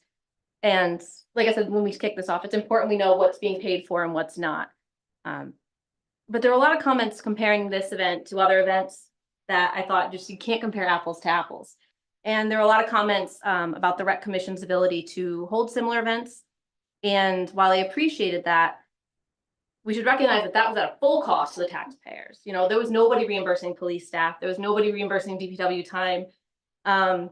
There was nobody paying police permitting fees or anything else. And I appreciate all the work that our volunteers and our staff did for this event, or for the tree lighting and for that event.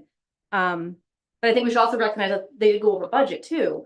And by collaborating with the school and the Boy Scouts and Charahoe, FFA and RICAN, we got to support a lot of these local charities. And I think that this event is doing something similar at a less cost to the taxpayers. One thing that I'm working on actually on the 250th Commission is we're hosting a field day, and we're in the process of getting that started. I reached out to a food truck vendor, and they emailed me back and said they want a $1,000 deposit, and that we can get that deposit back if they make $1,000. Like, where are we gonna get that $1,000 from? You know, in order to make these events good, there has to be some money that goes into it. And I think that this event brings a similar community togetherness that the 250th Commission will bring, that the Rec Commission will bring with their events, really with less of a financial burden to the taxpayers. And he's taking care of all the overhead, you know, a lot of it, and he's been amenable to having nonprofits here. So we're still gonna have the support of nonprofits that are selected by our commission. So our commission will have the opportunity to make sure it's ones that are important to our community. So I honestly would be comfortable going forward without any additional surprise fees, because we didn't have that when he started this process months ago, already put $600, $800 into permitting fees, and now he came to council, and surprise, there's a $250 fee, which once we collect, is going towards staff time for all the discussions we've had at this dais. I can just see, we have attorney time, many staff members here. So I just don't know, like, we're nickeling and diming this event, but like, then us ourselves are spending so much time talking about it here that we're spending that money already. And it was great to hear last meeting, actually, the public got to learn more about the meal and beverage tax. So we are bringing in tax revenue from this through that as well. That was one I didn't mention earlier. I don't know, I just don't feel comfortable with unforeseen fees. I do think that we as a council should, as we discussed last time, further our events on town property policy, because we have one, it's years old, and it doesn't address these issues. But I don't think that we should create that policy off the cuff now. I think we should worry about that policy later. So that's where I stand on it, and I understand if I'm in the minority, but I really just don't like the idea of a surprise fee after months of coordinating internally with town staff. Anyway, other changes that Attorney Zangari presented to us, I think we should start there. I like his. I have another question. Sure. Are we talking about changes in a contract that are being presented in a public forum where you're entering a contract with me with changes that I have not had the ability to see before this is being presented to the public? They didn't send that to you? I'm asking the question. I don't know. I was under the impression it was sent to you. But it's not my job to send it. You have my comments from the last contract I saw, and I have no idea. This is what is most discouraging about this process is in a process that took years to get to the point where we felt like it was a partnership, we are starting to move backwards.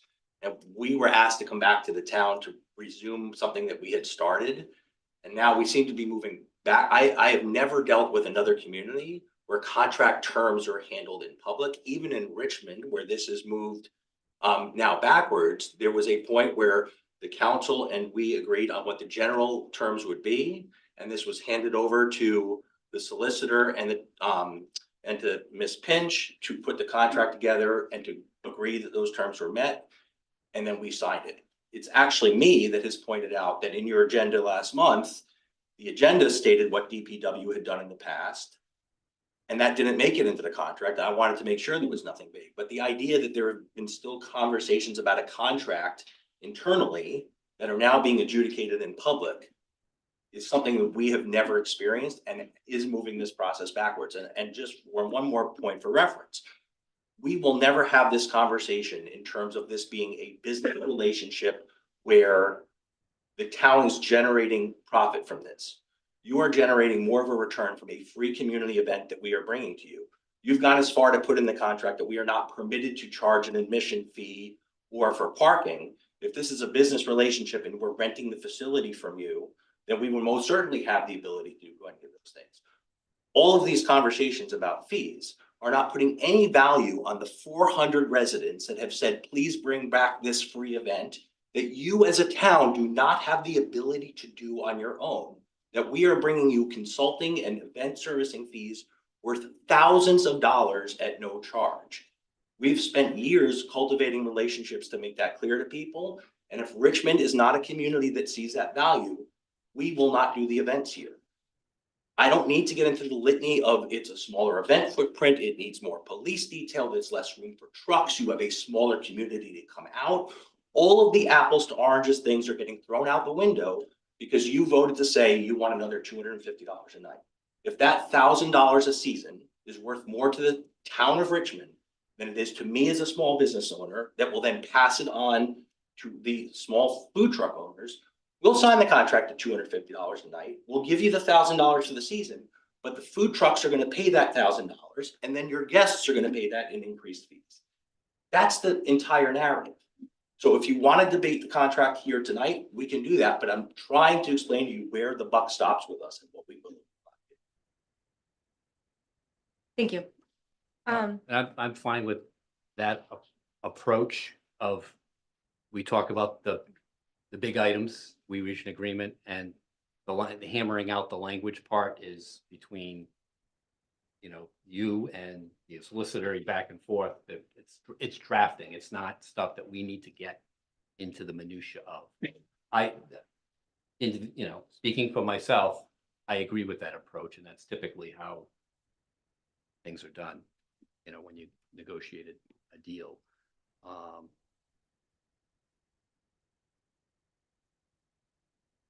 So I just, again, I feel that there should be some, something for the town to compensate it for the expense that it's incurring. And I'm perfectly willing to adjust that based upon the 3 versus 2 police details to say, if we've got 3, we understand that's additional cost, and, you know, there won't be a fee, but if we're able to reduce that expense, then I think there should be some compensation to the town for the use of the grounds. That's just my. I agree, yeah, I agree with Councilor Reynolds on that. I think that, you know, I think we should be compensated. There are residents, it's our property. You know, yes, they are coming to you, BBD, but,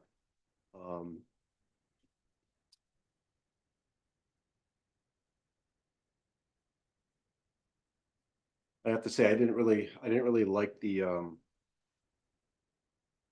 just kind of coming in and talking about a contract that's like 3 years old or 2 years old, you know, and just being like, oh, we're gonna go with this contract, the same, everything, you know, we're a new council, we're not the same council. We're not the last council, we're not the council before that, so, you know, we think differently, obviously, because we're heading a little bit of a different direction, but my thing is, we should be compensated as a town, and not like the money's going to us, it's going to the recreation or wherever it's going to, you know, to help out back to the residents, so.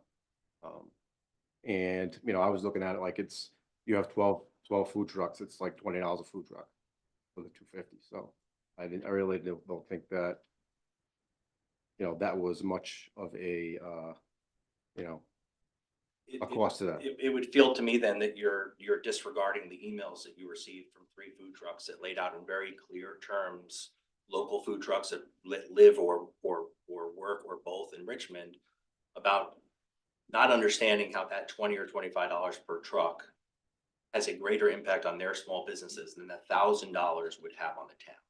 Like I've said, if we're talking about $250 a night, we're not going to abandon the residents. I am taking it somewhat personally at this point that this council invited us back after us taking a break and asking us if we would come back to Richmond, or a representative from the council or town, maybe not the council as a whole. But we are only here because we were asked, why can't you come back to Richmond and come back now? And again, if we're talking about $250 a night, if this council decides it's more important for that money to come back to the town, that's going to be passed on to the food trucks, and you have written statements from the food trucks on what that means to them. And you have a written statement from me that we're not going to abandon this event over $1,000, but it will be passed on to the food trucks, and they are going to pass it on to the residents. And it seems very petty over $1,000 to not say that the value of this event for the town and the community is worth more than having those fees passed on directly to other small businesses. Madam Chair. Sure. I just want to offer clarity. I'm not sure which counselor reached out, but you had reached out to me after you'd already been in contact with town staff. So, Who was it that yeah, contacted? So there were a number of emails and texts back and forth about whether or not the land was available after the Rotary was completed and construction was started. I don't remember where it started or who started it, but it was clear that we were told that we actually think you should apply to do the event again because the construction across the street won't start, and the Rotary in itself will not prevent this event from happening. okay. And go ahead, Dan, sorry. Yeah, so I you know, Mr. Weiner, it's my comments at the last meeting, what I'm about to say now, it has nothing to do personally with you. It has to do with this town council not having a policy in writing, which has gotten ourselves into this situation 3 times now with your event. You just happen to take the ire of the council in this process. You are absolutely correct that this contract shouldn't be being negotiated in public. The problem we have is we don't have a policy. And so we have to perform this ad hoc approach when renting out our property. And we're gonna need a policy when 4 Richmond Townhouse Road is built out. What if someone wants to rent the pavilion? So a family that wants to have a birthday party is gonna be in a very similar position that you're in right now. And thinking about it, right? So we discussed at the last meeting this fee. And Ms. Wilcox just made a really important statement. So we don't have a policy. We're gonna add a fee to you, but we have no policy that says we need to charge anyone. So you could say one way, you need to have a policy, you need to rent out our facility. On the other hand, you don't have a policy, so how can you pick and choose who you charge a fee to? My position on this is I want to have the food trucks here. I don't want it to cost the town anything. Because I've seen some of the other agreements with other towns and they all have policies. So understand that we don't have a policy. That's our fault. I said that last time. That's why I'm upset about this, because if this has been a discussion ongoing for a couple months, a council member or a staff member could have said, hey, we don't have a policy. Why don't we get one in place so we can handle this efficiently? But you're incorrect. You do have a policy. You have requirements that abutters get notice of an event. You have a 6-month outdoor entertainment license. You have an F1 license for alcohol. And what you don't have is you don't have a revenue policy. Now, You don't have anything that's preventing this council from saying, we do not have community events like other towns that have 6 concerts a summer and provide a budget to put on free events. And while we might want a policy for the future to rent the pavilion to a family that's going to have a private event, here's a mechanism that is clearly, even if this is a different town council, these contracts have been vetted by the solicitor. There's nothing in the city ordinances or laws that prevent you from giving the property to someone or not. This is a public event, and part of the reason we haven't charged an admission or parking is because that would really look bad and be a problem for everyone, right? You're giving someone public property, but then you're charging taxpayers to park. The event has worked in the past. The community has an overall 98% approval of the event. And if you want to go forward to make a different policy to say, okay, if you're using town property, you're not going to do an entertainment license now, and you're not going to do a butters, but here's the application to rent town property. There's nothing preventing you from approving this event the way you have approved it in the past, other than your ire that there isn't a different system to do these events. That's what we're talking about. You're making this event some sort of pedestal for what you don't like about the way the town is having an event. I mean, we've over the last couple of meetings. Madam Chair, So what's the I Robert's rule that was broken? was not done speaking. I had the floor and I did not yield it to Mr. Weiner. That was a very long time to wait for that point of order, so I don't recall. Because I was trying to be respectful. I know it should be done immediately. I have no idea. I don't remember. I'll watch the tape later and be like, wow, Dan, you're right. But I have no way of knowing at this point because it's been going on for so long. I'm sorry. But I do want to reel us back to the contract at some point. Okay, so Madam Chair, here's my Link it. request. I think we should all calm down a little bit. I would like to bring up the track change contract so everyone can see it. And we can walk through it paragraph by paragraph. I don't know if that's an effective use of our time. I mean, we have a town solicitor who drafted the Then let's contract vote- that's then let's before vote on us it. today. And let's vote on it. We'll make a motion. Let's make a motion to vote on the contract that the solicitor has presented to the council. Are you making that motion? I'm making that motion. Second. Second. Okay. I'm concerned that you're voting on a contract that I have not seen. Like, no one has verified that the contract you're voting on is something that I have seen the final changes on, or what the. That is something we should confirm. I agree with you. We read the Aaron, was that, contract. hold on, point of order. Aaron, was that something that was sent out, do you know, to the applicant? Yes, Eric received the contract, and the contract that was linked to the agenda, besides, I believe it's linked to the agenda, is the contract everyone's discussing. Counselor Magnet, what he handed out this evening has not been linked to anything. And therefore, the one drafted in the most recent version, and I can put it up on the screen if everybody would like, is what's attached to the agenda, and I was under the understanding that you've seen it and gone through it. So the one that's attached to the agenda you have seen. Okay, so there is one point that is non-negotiable. As I've said, if you've decided to vote on the $250 a night, that $1,000 is gonna be passed on to us, it'll be passed on to the food trucks. But the contract does not state clearly that that $250 is only due if the event occurs. If there's construction and the event is canceled, if there's rain and the event's canceled, if we don't get a good turnout of the first event and we cancel the rest of the series, it needs to be clear in the contract that that money is only due for events that occur. So that makes sense to me. I feel like we're asking you to commit to events and we can't even commit the property to the event. So if we can't have you host them, then, I mean, that makes sense to me. I don't know. Which is another point that's gone unnoticed, is that we have never in 10 years agreed to a series of events that has language in it that says, yeah, but we might not let you finish the series. We are committing to 4 dates with language that says, if the construction starts and you can't do the events, you have to cancel whatever dates are remaining. We've never agreed to that in the past. Again, we are only agreeing to that because of the outpouring of support this community has given us in wanting us to come back to this town. I had suggestions on language. Go ahead, Mark. No, I don't remember that, Mr. Weiner. I know there was this language that if for some reason we can't use the property across the street for parking, we Correct. just won't be able to use it for parking. It's Well, not. the event can't occur if there's no parking across the street. That was the whole point, is that the event series can only be approved if there's a contingency that if the event can't occur because there's no parking, that those remaining events get canceled. Is that what you're saying, or is that, I don't. No, think- that's what we've been told from the very I thought beginning. we were gonna park at the school. I thought- didn't we There's say not enough that? parking. I mean, we need all of the parking for the events to occur. I mean, that's a conversation that I had with Ms. Pinch, right? That if the construction starts before our season ends, we may not be able to continue the event. That's also a concern of the police department. If there's not enough parking, the events can't occur. So if the timeline of the construction is before the 4 events are completed, then the rest of the events have to be canceled. That is not in the contract that's on clerk space. But it was something that I believe I had written in my notes. I'm not on that screen now, to make sure we include. That way the town's protected from there. But I think with the line that adds the 250 fee, DVD shall pay a non-refundable 250 fee to the town of Richmond before each event, we can put 2 days before each event, like, how many days notice do It you would have to be after cancel? the event occurs. If there's a rainstorm 24 hours before the event, we cancel police details without a charge. We cancel porta potties without a charge.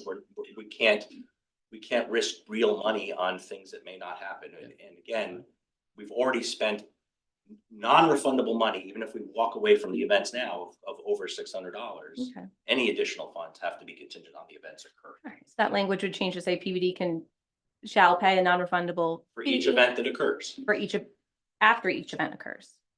Yeah, so instead of Right in before, the we'll check switch during to the after. event. Quick little. And as I said earlier, I would be willing to waive the fee for the first event because we're gonna have the 3 details. And if we are able to reduce to 2 details, then the fee would apply. So I would be in favor of changing the fee sentence to read that way, that, you know, the payment of the fee would be conditioned on us being able to go down to 2 detail officers from 3, and obviously, if the event happens. I think that's a fair compromise. I didn't want the fee to begin with. It sounds like a fair compromise. I'm just wondering how realistic it is to approve that language tonight, so we don't have to bring this up a 3rd meeting. We can't take this to a 3rd meeting. I'm not taking Our it to a 3rd event meeting. starts, our events start in 6 weeks. Right. You're the only event of 85 events that hasn't been finalized. Yeah. And I'd like to work through the language because I have some things I'd like to add. We just had the chair and our vice president have added some language. There are some little details I'd like to discuss as well.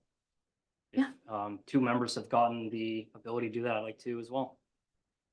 Yeah, what would you like to change? All right. What item are we looking at? So paragraph 4, Yeah. letter E. Since we're going through it, we may as well. Well, Actually, it's just, I found the sheet very overwhelming because there's no color coding. So that's for me, I just couldn't absorb any of that within minutes before the meeting. No, that's fine. And I asked a couple but times to bring it up on the screen so we could see it color coded. But I also don't know if we're gonna go down this road, should we be voting on every individual change? Like, that's where I get into the nitty gritty of this, but. All right, let's go. Just to be clear, I am sharing on the screen the track changes from this. If we're going through this whole process, I'd also prefer sharing, again, on the public record, the letters and emails from the food trucks and our comments. I prefer that if we're gonna go through this whole thing and litigate it in public, that we should do it from beginning to end. They're linked in the agenda. They're all, So, they're all there. but We can put, yeah, you want to put them up there so people can. I don't, this is not what I want, but this is what we're doing. I mean, we can at the end, we can like one thing up at a time, so we'll get there, but, Councilor Manick, what is the paragraph that you're changing? Okay, so paragraph 4A. Oh, you'd like to request a change?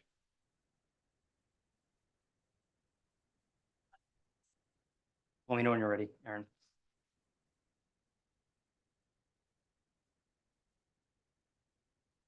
All set? All right, so what I'd like to add, previously it said PBD food trucks will determine site layout, including the location of the food trucks.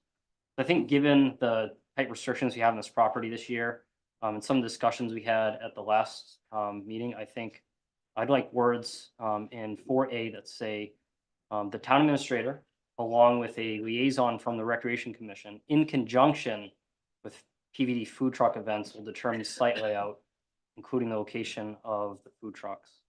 And then Let him finish, please. And then the town administrator has the final decision on site layout. While I understand, if we're leasing somebody the property, like we should lease them the property and give them the freedom to do with not, I mean, within safety limits of what they need to do. But you have some You concerns can with have that as well? Whatever internal conversation you want, we won't sign a contract with that language. We're event experts. We're not gonna, I've already spent as much of my time and my money being at these last two meetings. That, again, makes this event almost not achievable to pull off for us. I'm not spending time with site tours of organizations or volunteers that are not the professionals. We've done this event 3 times in the past on this property. That's not language that we would sign if it's that. Okay, let me ask a question. With the nonprofits, how are you gonna handle that on the property with the site layout? How are we gonna handle the nonprofits? Yeah.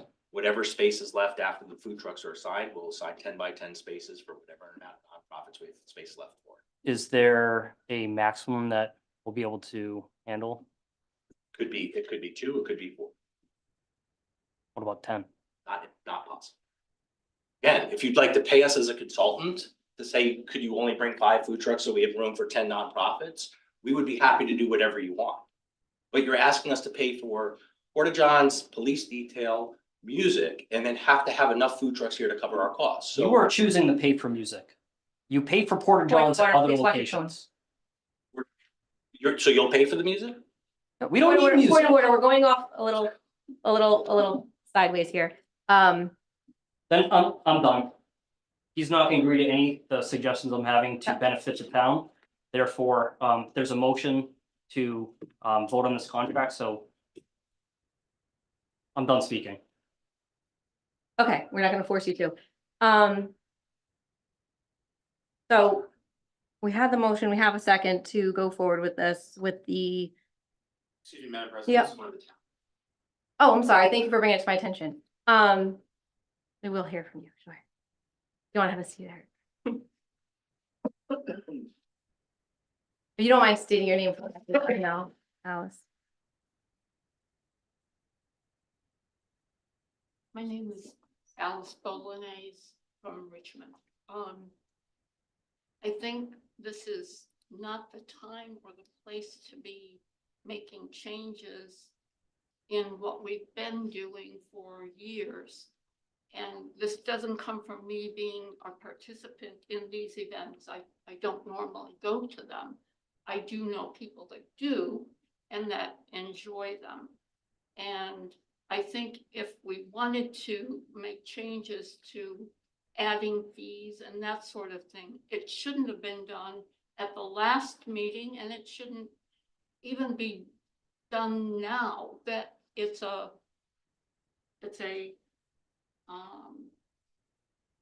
ordinance that needs to be changed, or whatever our documentation needs to be done, this is not the venue to do that in. We don't go through contracts with people in a public forum, and I'm sensing a lot of angst among people, and I don't know why, because I think it's an event that our people enjoy. I don't think I thought this at the last meeting. I didn't realize I could speak up at that time. So,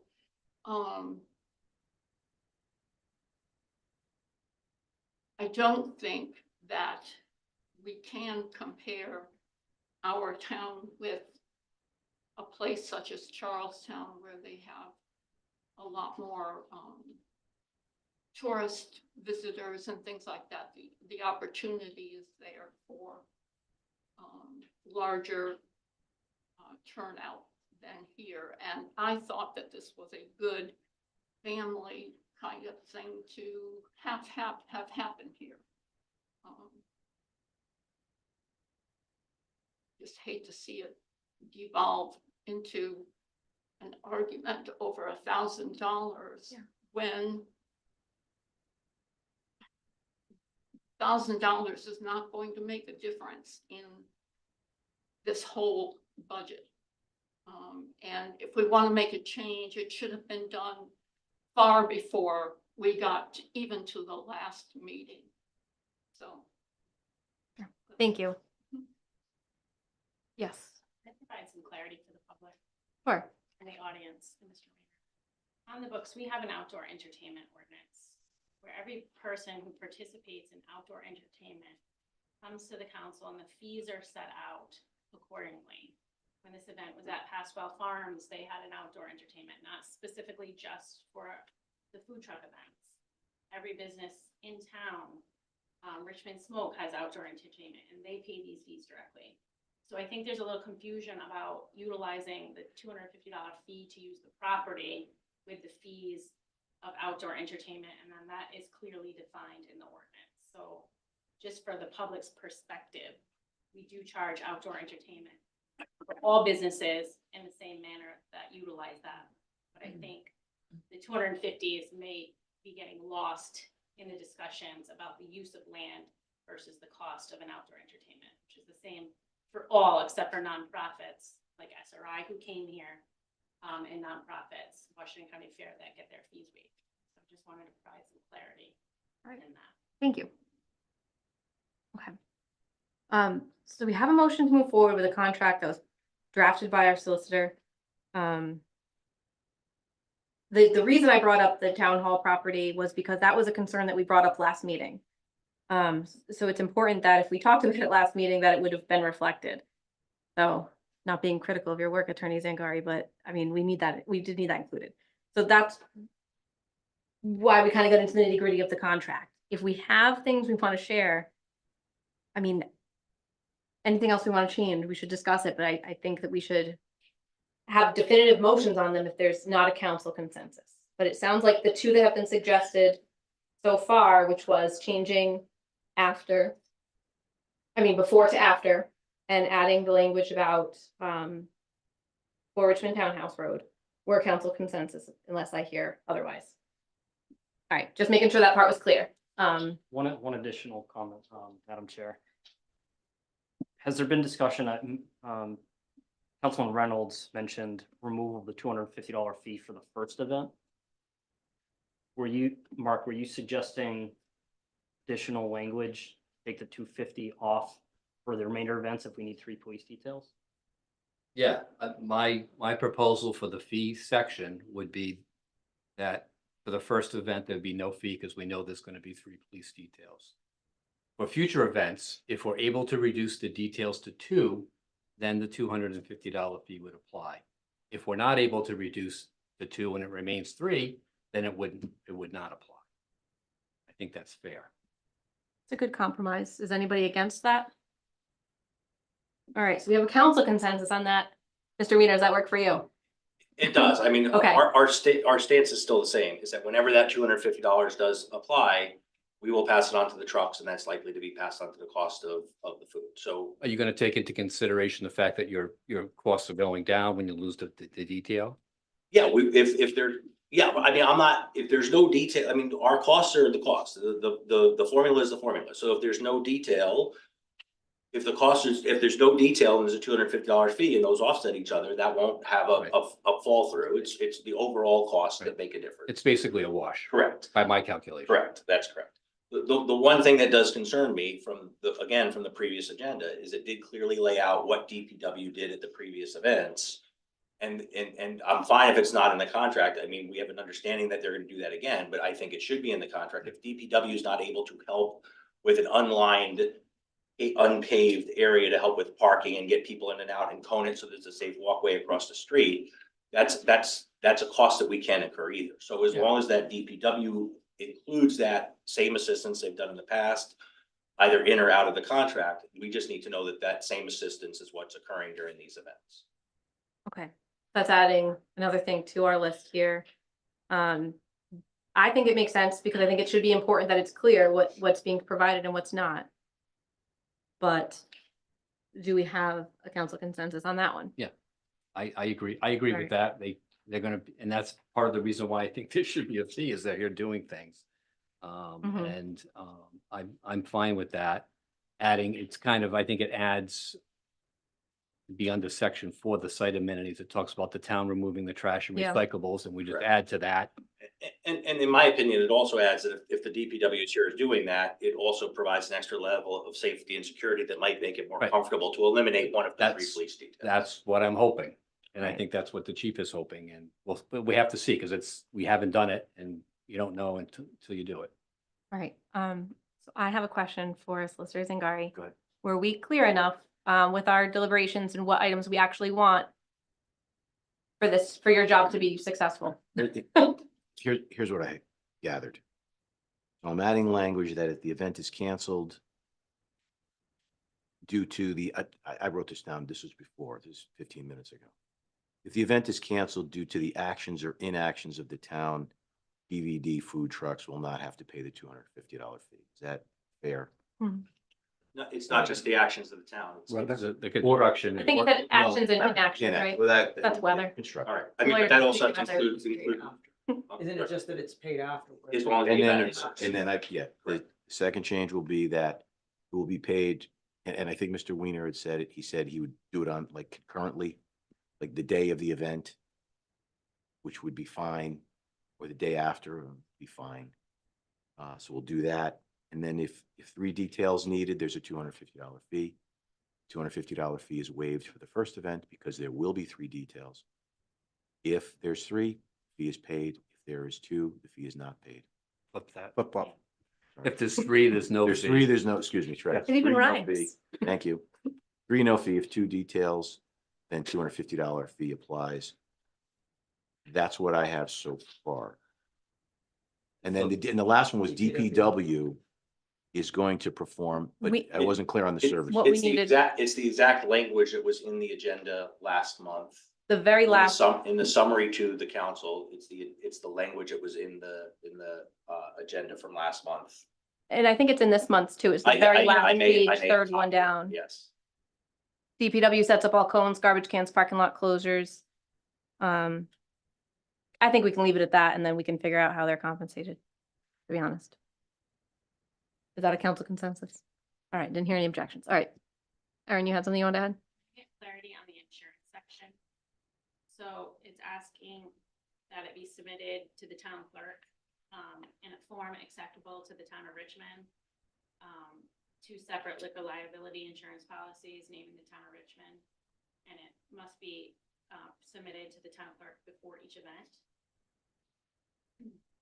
Yeah. Is there a timeline on that? Because is it going to be a umbrella policy that names each event and you give it to me before the events occur? Or is this something that's the understanding that you're gonna provide when we have the event? So again, this is an unusual request for us, but we were asked to provide a certificate of insurance. The certificate of insurance says that this policy is good until this date. And as long as that date hasn't passed, then we should only have to submit it once at the beginning of the season and then provide you a renewal if and when that date passes and our policies renew. So it'd be one submission, not a submission for each event. As As long long as as you it's did- before the first event. before the first event and the termination date of the policy is after the last proposed event. And Makes sense. for the record, we have the liability coverage for the general requirements for outdoor entertainment, with the additional alcohol for both additional sures we do not have. So as long as that's a general policy that's gonna be submitted for the event,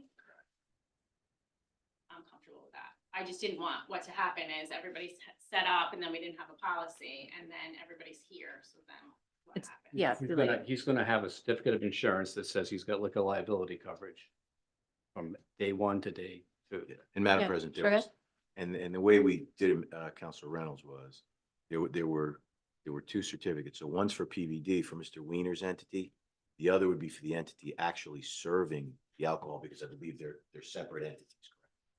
I mean, we haven't made a final decision on that, but if it's two entities, it'll be two certificates. So that if there's only one certificate of insurance, the entity that's named in the certificate is the one serving the alcohol. Correct. Okay, that's good.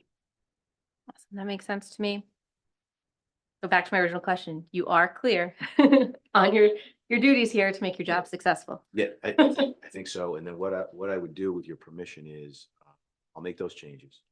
I'll get those to the town clerk. Who can send them to Mr. Wiener. And then assuming we're in agreement, should be fine. If not, we can discuss whatever changes that are felt to be made. I mean, we're at the point where in the past, the vote from the council has been the comfort in knowing that any negotiations in language gets handled with the solicitor and the town administrator, and that she has the ability to sign it when we're all in agreement without having to come back to the council. Yeah, that makes sense to me. They have the best interests of the town in their hearts. So Well, I believe per the charter, the town president has to sign contracts. not I the did town notice that it switched from now in 2020, whatever, and to you now. You can authorize. We can authorize it? Yeah. Okay. Just, I think it's more of a convenience that you don't have to come in every time for signing something.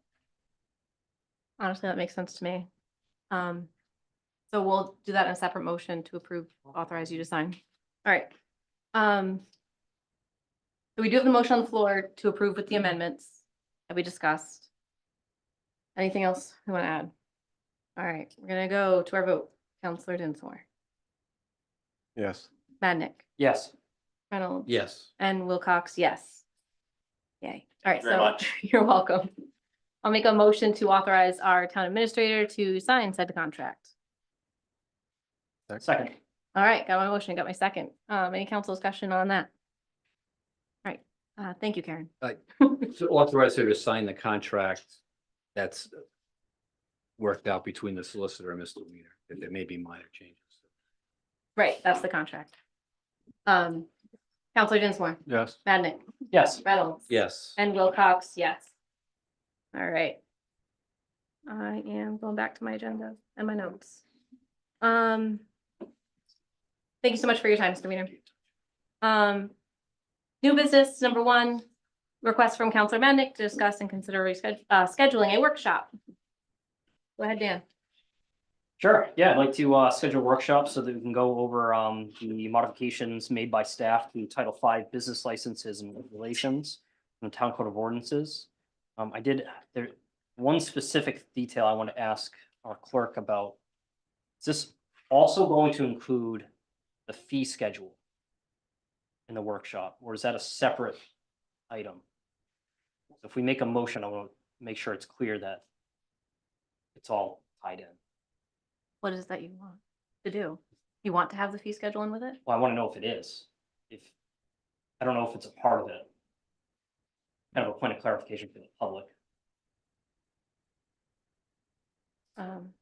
Just for some other background, so when it was referred to look at efficiencies, ordinances and updates, Title V is certainly something that I've identified. There's a few, I don't have any draft amendments, but yes, 306 will have to be looked at.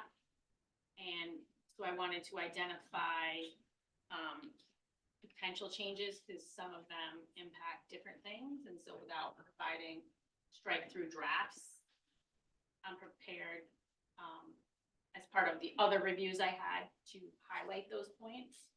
And I think that, because we met internally regarding every department's potential ordinances that should be looked at and how we would be looked at.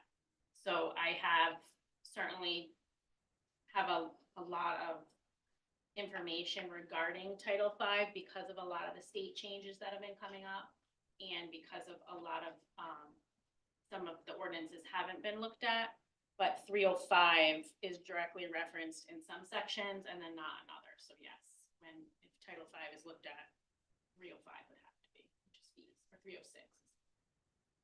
Okay, so it's included. And just another clarity for everyone, a lot of what's driving this is the changes to the entertainment portion of it, but there's more to it. So when we were discussing it previously, and then as I've had conversations with staff, we felt that this would be a good title to start with and really get ourselves more modern. And also, we'll be having some discussions about regulations for motor vehicle racing and motocross tracks. That's a big part of it as well. Awesome, thank you. I have a question. So a couple meetings ago, a while ago, we had authorized a full look of all the ordinances. We had put that on staff's plate to kind of look at. This is, I understand, a part of that, a section of this, but my question is for staff, for Erin. When would you be ready for us to discuss this? I know that you are super busy, you've had illnesses and everything going through your office. So I want to make sure that when we schedule it, it's at a comfortable time, because I know a lot of this information is going to come recommendations from you. So Title V is only one thing that, Mhm. and certainly it'd be the most important thing.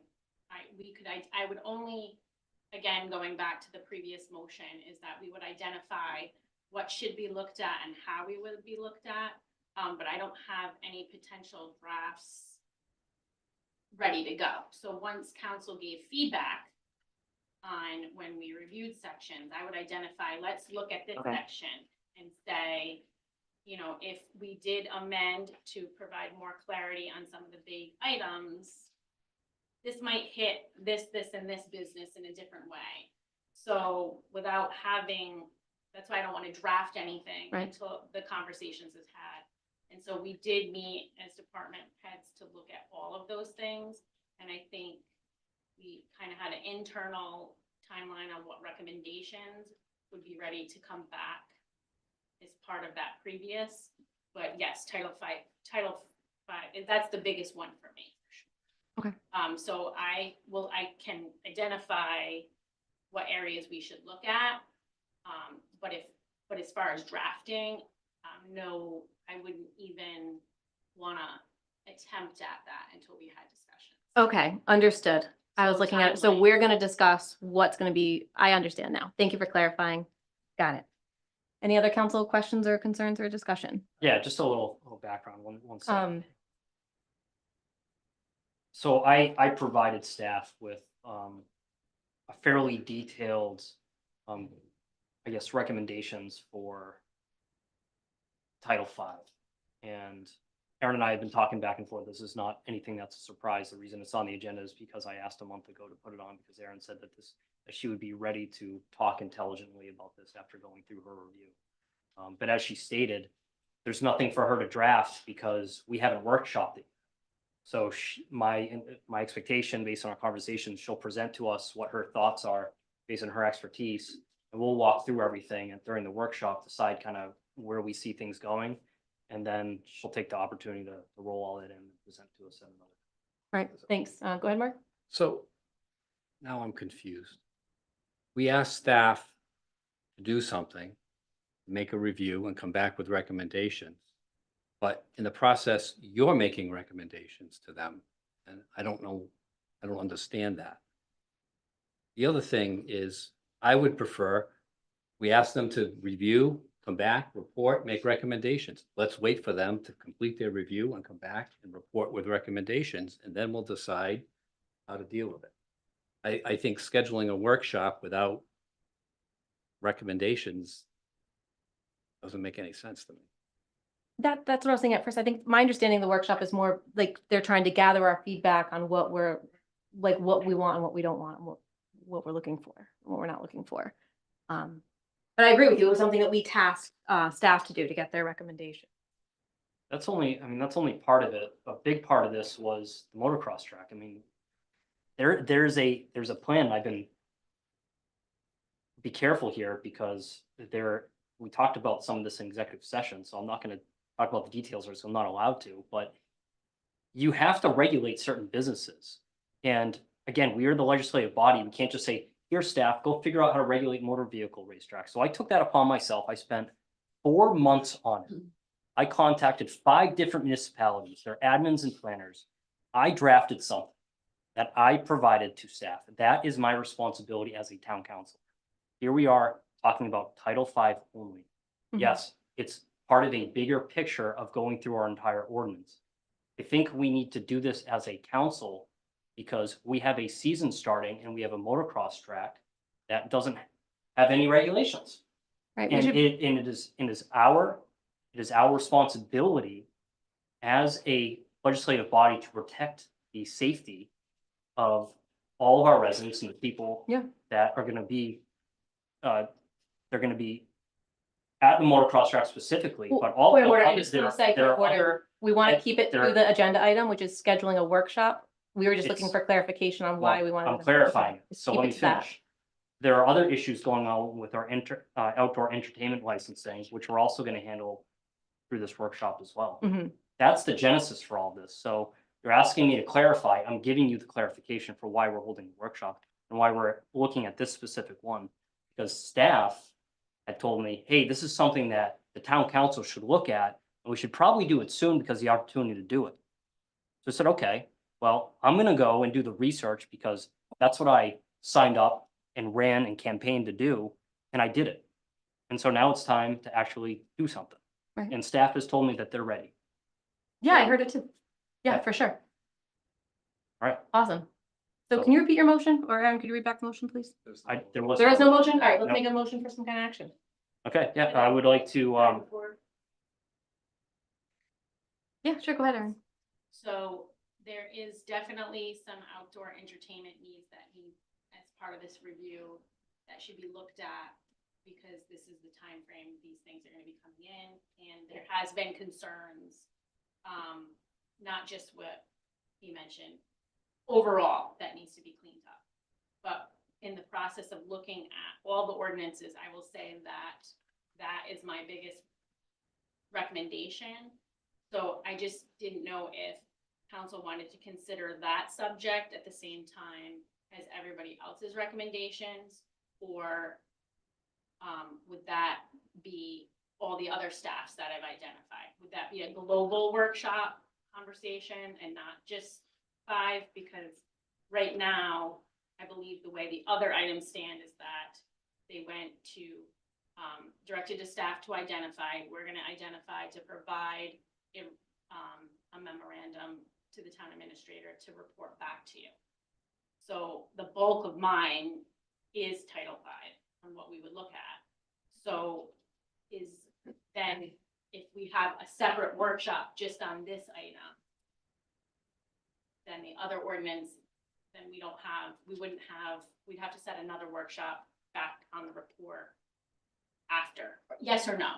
But because we already had a council directive to identify areas, and some of that is mine, I just don't want to muddy the water on having a workshop specifically on this and not the other staff's recommendation. So would it be an all-inclusive, or? If necessary, if somebody felt they needed one, they could ask for one. You know, like, I don't want to make it all inclusive because we should be focusing in on what we need to focus in on and not make it a, very long workshop. And that way we can stay focused.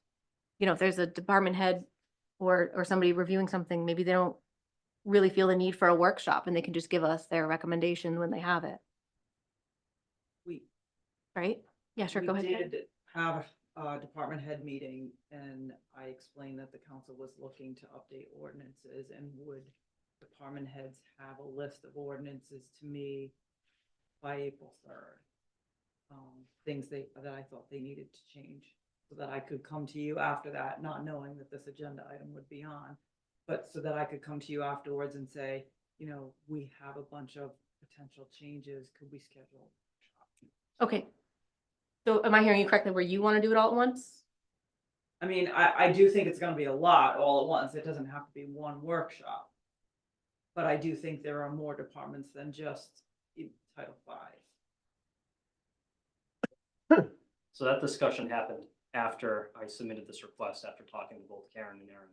So I think that's why there's a little bit of confusion, is that they had that department head meeting about updates of the ordinances after we'd already discussed this title. Mm-hmm.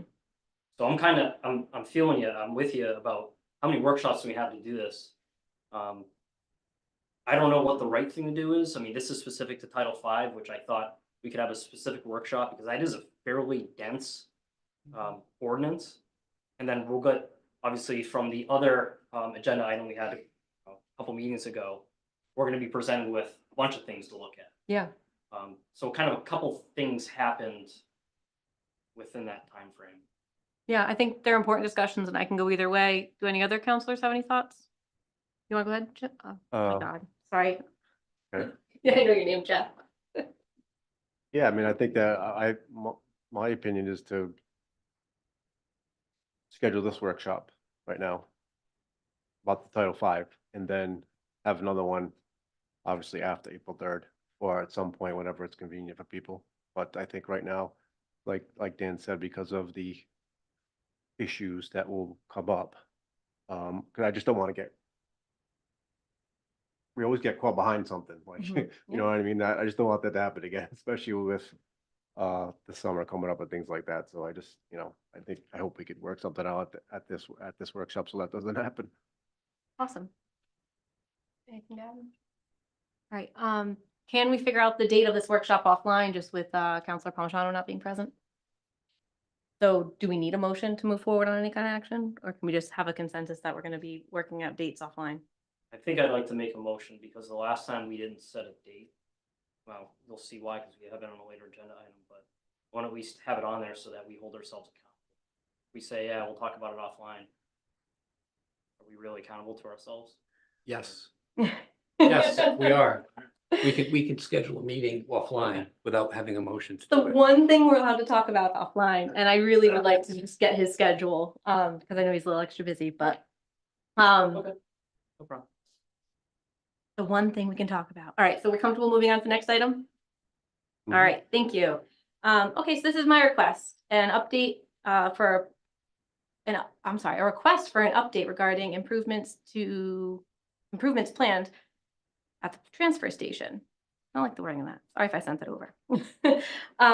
So I just want to give a little background, and I'll chime in time, Talia, but it's my understanding that when Richmond took in Hopkinton as part of the transfer station, that we received a lump sum payment and it was going to be used towards improvements at the facility. I hadn't really heard much about it, and I just wanted to put this on here so we can learn more about it. So that's all the reason it's on here for. Talia, do you have something you want to add right away? I thought this was a completely different kind of agenda item. So I have nothing to say about. I'm equally surprised you raised your hand. The agreement related to the transfer station, because I thought it was something else entirely. So I'm going to lower my hand again and sit back down. Okay, and I'm gonna go to Gary. Mr. Robar, do you want to come to the podium just in case people can't hear you? Sorry. Thanks anyways, Sally. Trying to save you some time, Gary. Set you up, set you up. No, that's still in the works down the road. Trying to get the license for the brush, that was a big thing. Went through the state, and it's not really what we want. We don't want to do the composting within Public Works as it is, with all the trees from the gypsy moths and all that. I mean, we're running out of room up there. We actually want them to take the dumpsters away, and they got a place up there they take it. So now we gotta wait for that to come back, but it's just time. Okay, what kind of improvements specifically were there? The building itself, roof, Mhm. just appearance. Terrible looking, I think, my opinion. No, I hear that But it's from had residents. no attention. Okay. That's about where it stands right now. There's not much really going on, Okay. so. So just to circle back to what you started with, Gary, so you're talking about, like, we're stockpiling all the brush and trees that were cut from the A gypsum. lot of, yeah, we've consumed a lot of room, And we're trying to get rid of it. yes. We're trying to get the state to take it, or who are we trying to get? Well, to we're do it? finding out that Richmond Sand and Gravel will take it Okay. for a fee, All right. but it's pretty reasonable from what I understand. Yeah. I was gonna say that, yeah. We, in Wesley, we bring us to Richmond too. Oh, all right. Yeah. I didn't know they did Yeah. that. Because Old Castle used to take it, but they're not grinding right now. Right. Yeah, sure. Go ahead. I work at Richmond Sandstone, they'll take it. Contact the scale house, Jackie. Thank you. Yeah, thanks. Thanks, Gary. Awesome, thanks. Quickest item ever. All right, on to the next one. We have a request from Counselor Palmigano to reconsider rescheduling April 15th regular meeting and budget public hearing to April 9th. Since Jim's not here to lead on this item, I think I'm gonna kick off discussion. I'm gonna say I don't want to reschedule the public hearing. We as a council already unanimously approved this request. That was on January 7th. And it's my understanding that only one counselor is not available, so we'll still have a quorum. When we discuss dates, surrounding any vacation times, so when we approve dates, town staff makes plans around them so they can be present. And I think that should be considered when we reschedule. Also, I spend a good amount of time on public outreach, and I've shared these dates for the public hearing of the budget with constituents through email, social media, and in letters sent via regular mail. I only shared them because it was unanimously approved by council, and some residents specifically asked when the public hearing would be. Further, I understand it's April vacation, but during my last term, we held public hearing during April vacation, and we had plenty of public input. Further, we have 2 public hearings. So if you can't make it to the first, you're certainly welcome to make it to the second. And if you can't make either, you could submit your thoughts in writing, and we can have a communications section of the agenda. We don't usually do that, but it might be a good idea just considering not everybody can come. So that's my thought. And I don't know if any other counselors have thoughts on that.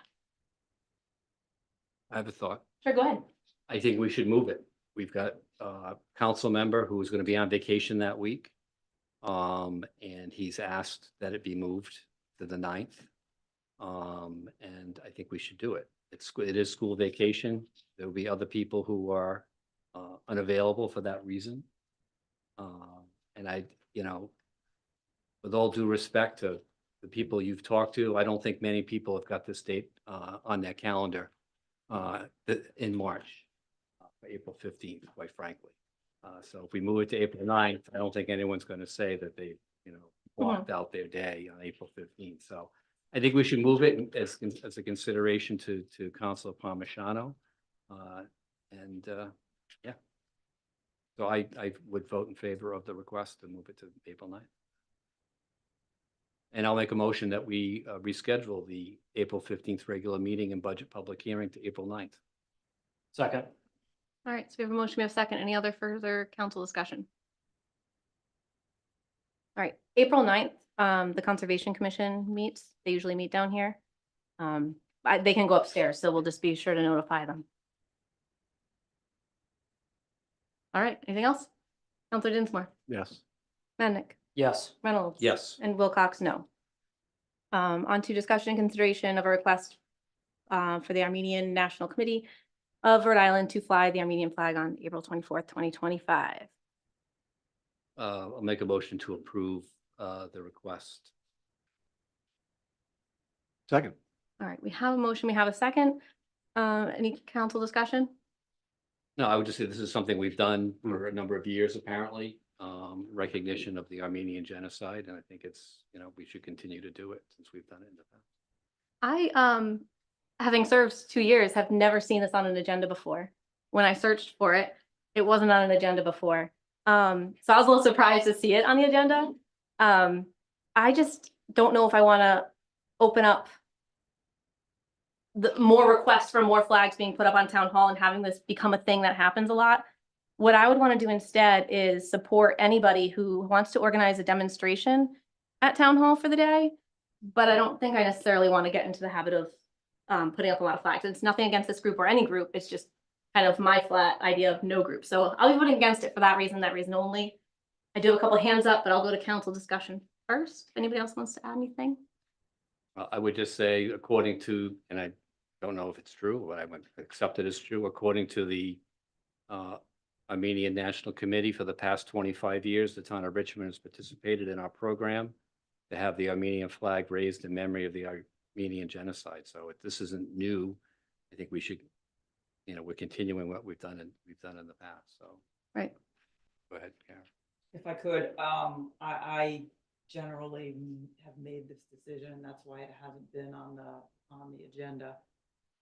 I just got concerned considering the political climate that someone might ask for something and expect a yes because you did it for the Armenian flag. So I think either I would be bringing every request to you, which I will. If you guys, want to make this decision, that's great. I just thought maybe it wasn't a good idea, given everything that's going on, for me to make this decision. And that's why it's suddenly on the agenda. Why I had never seen it before. Right. Thanks for clarifying. Yeah. Any other council concerns? All right, I'm gonna go to our members of the public. I saw Alex's first and then Joan. Go ahead. Be brief with this. I think that that's Alex from Richmond. I think that that's wise. What the can of worms is. I'm not here to voice my opinion if it should or shouldn't happen. My only concern is how. I don't know how you fly it. Do you fly it on the flagpole? Do you fly it below the American flag? Where is it posted? It actually just gets hung from the balcony. I have no concerns. Go ahead.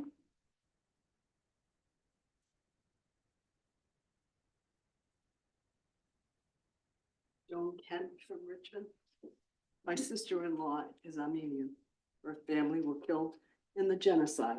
She lost a lot of her family members. And our President Biden also admitted that the genocide did happen because people deny it. We did have the menorah outside. I think to carry that flag would be a good thing. And I don't care what kind of environment it is, respect for one another and what has happened in the past. So it's not, we remember it, so it doesn't happen again. Yeah. I thank you. Yeah, thank you. All right. All right, with no other discussion, we'll go to our vote. Counselor Dinsmore, Yes. Madnick, Yes. Reynolds. Yes. And Wilcox, yes. All right, on to request from Counselor Madnick for discussion consideration to choose a date for the town planner summary and presentation of the comprehensive plan. Skipped one, Oh, I did? number 5. Oh, my, wrong one. I got- Dan's other request. Go for it, Dan. Okay, so this request is requesting the Richmond DPW to provide a garden club in Richmond Elementary School with 10 yards of gravel, sand mix, or other materials to grade the greenhouse entranceway. I was there not this past Saturday, but the Saturday before that, helping out with the garden club, and we've done it in 4 hours. We did a lot of work. There was a lot of help, a lot of volunteers, and there were kids tripping on the walkway to the greenhouse because there's some dips on both sides. I sent some pictures to Erin after the agenda got posted. I don't know if she can bring them up, but it's pretty substantial. And we did some volume calculations to figure that 10 yards would work. And I know that the DPW stocks material for public rights of way, like after the winter or heavy rainstorms, if your right of way, gets washed out in your yard, you can call DPW and they'll come and they'll fix it, they'll grade it. So I see this as like another way of the DPW to help our own property, just kind of graded. Here's a picture of it behind. Sorry, Mark. But you can kind of see like it dips down pretty substantially on both the left and right side, about 6 to 8 inches. And here's looking on, you can see kind of on a level, so it's about 8 inches up. All the little kids running around. Actually, Miss Daigle, who requested this, actually rolled her ankle a little further down the walkway later last week. So, we felt that this would help go a long way to making it easier. Plus, they're trying to make it ADA accessible. So this will also help open this up to some of the disabled students or disabled adults that come to the gardens. Awesome, thank you. We're gonna do council discussion first and then we'll go to the public. Thank I you. think you'll short circuit. it. Well, that's the procedure I'd like to follow, if you don't mind. I just want to make sure all council voices are heard, before we go. I don't have a comment. You don't have a comment? You No, don't I'd like to hear from Alex. Well, I have a I comment. think I know what he's gonna say. He's offering Richmond Sandstone up He might again. be. But, all right, Alex, you win. I'll go after you. I walked it with Kim on Monday. We're gonna take care of it.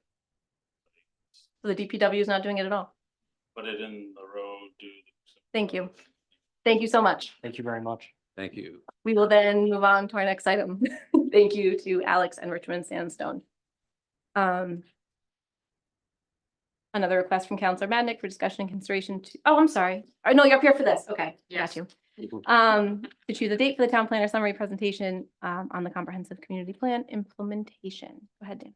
I will let Talia speak on it. I would be prepared to present this at the April 1st meeting. What's the agenda look like? I mean,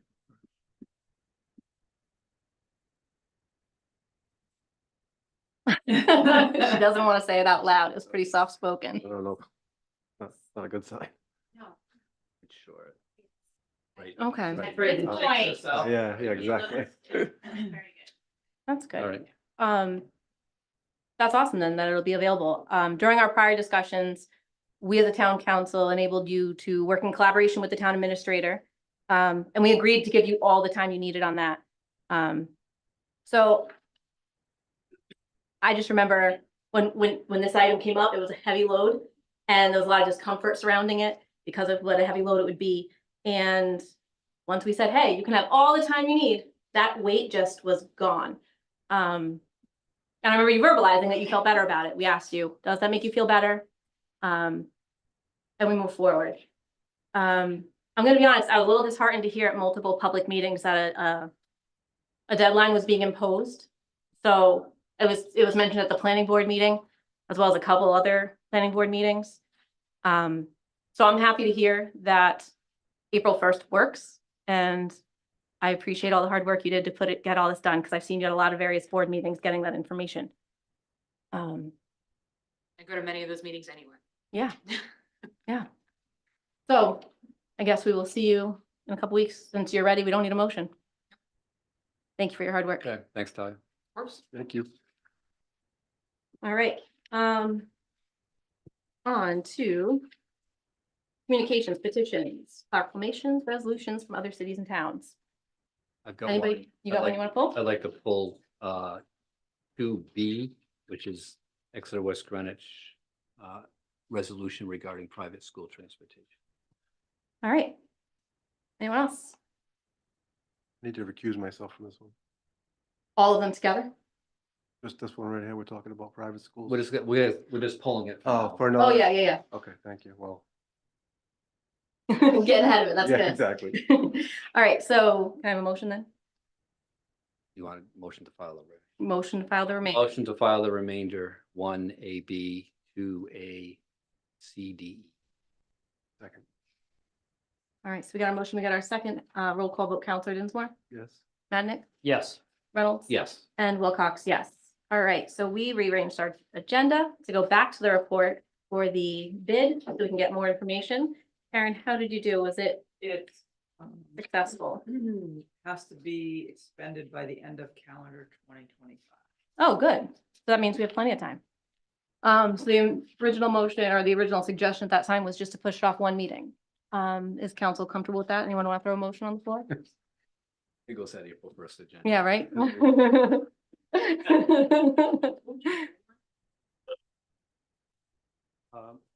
I will make a motion to continue this agenda item to the April 1st meeting.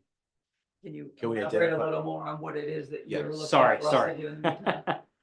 Will do.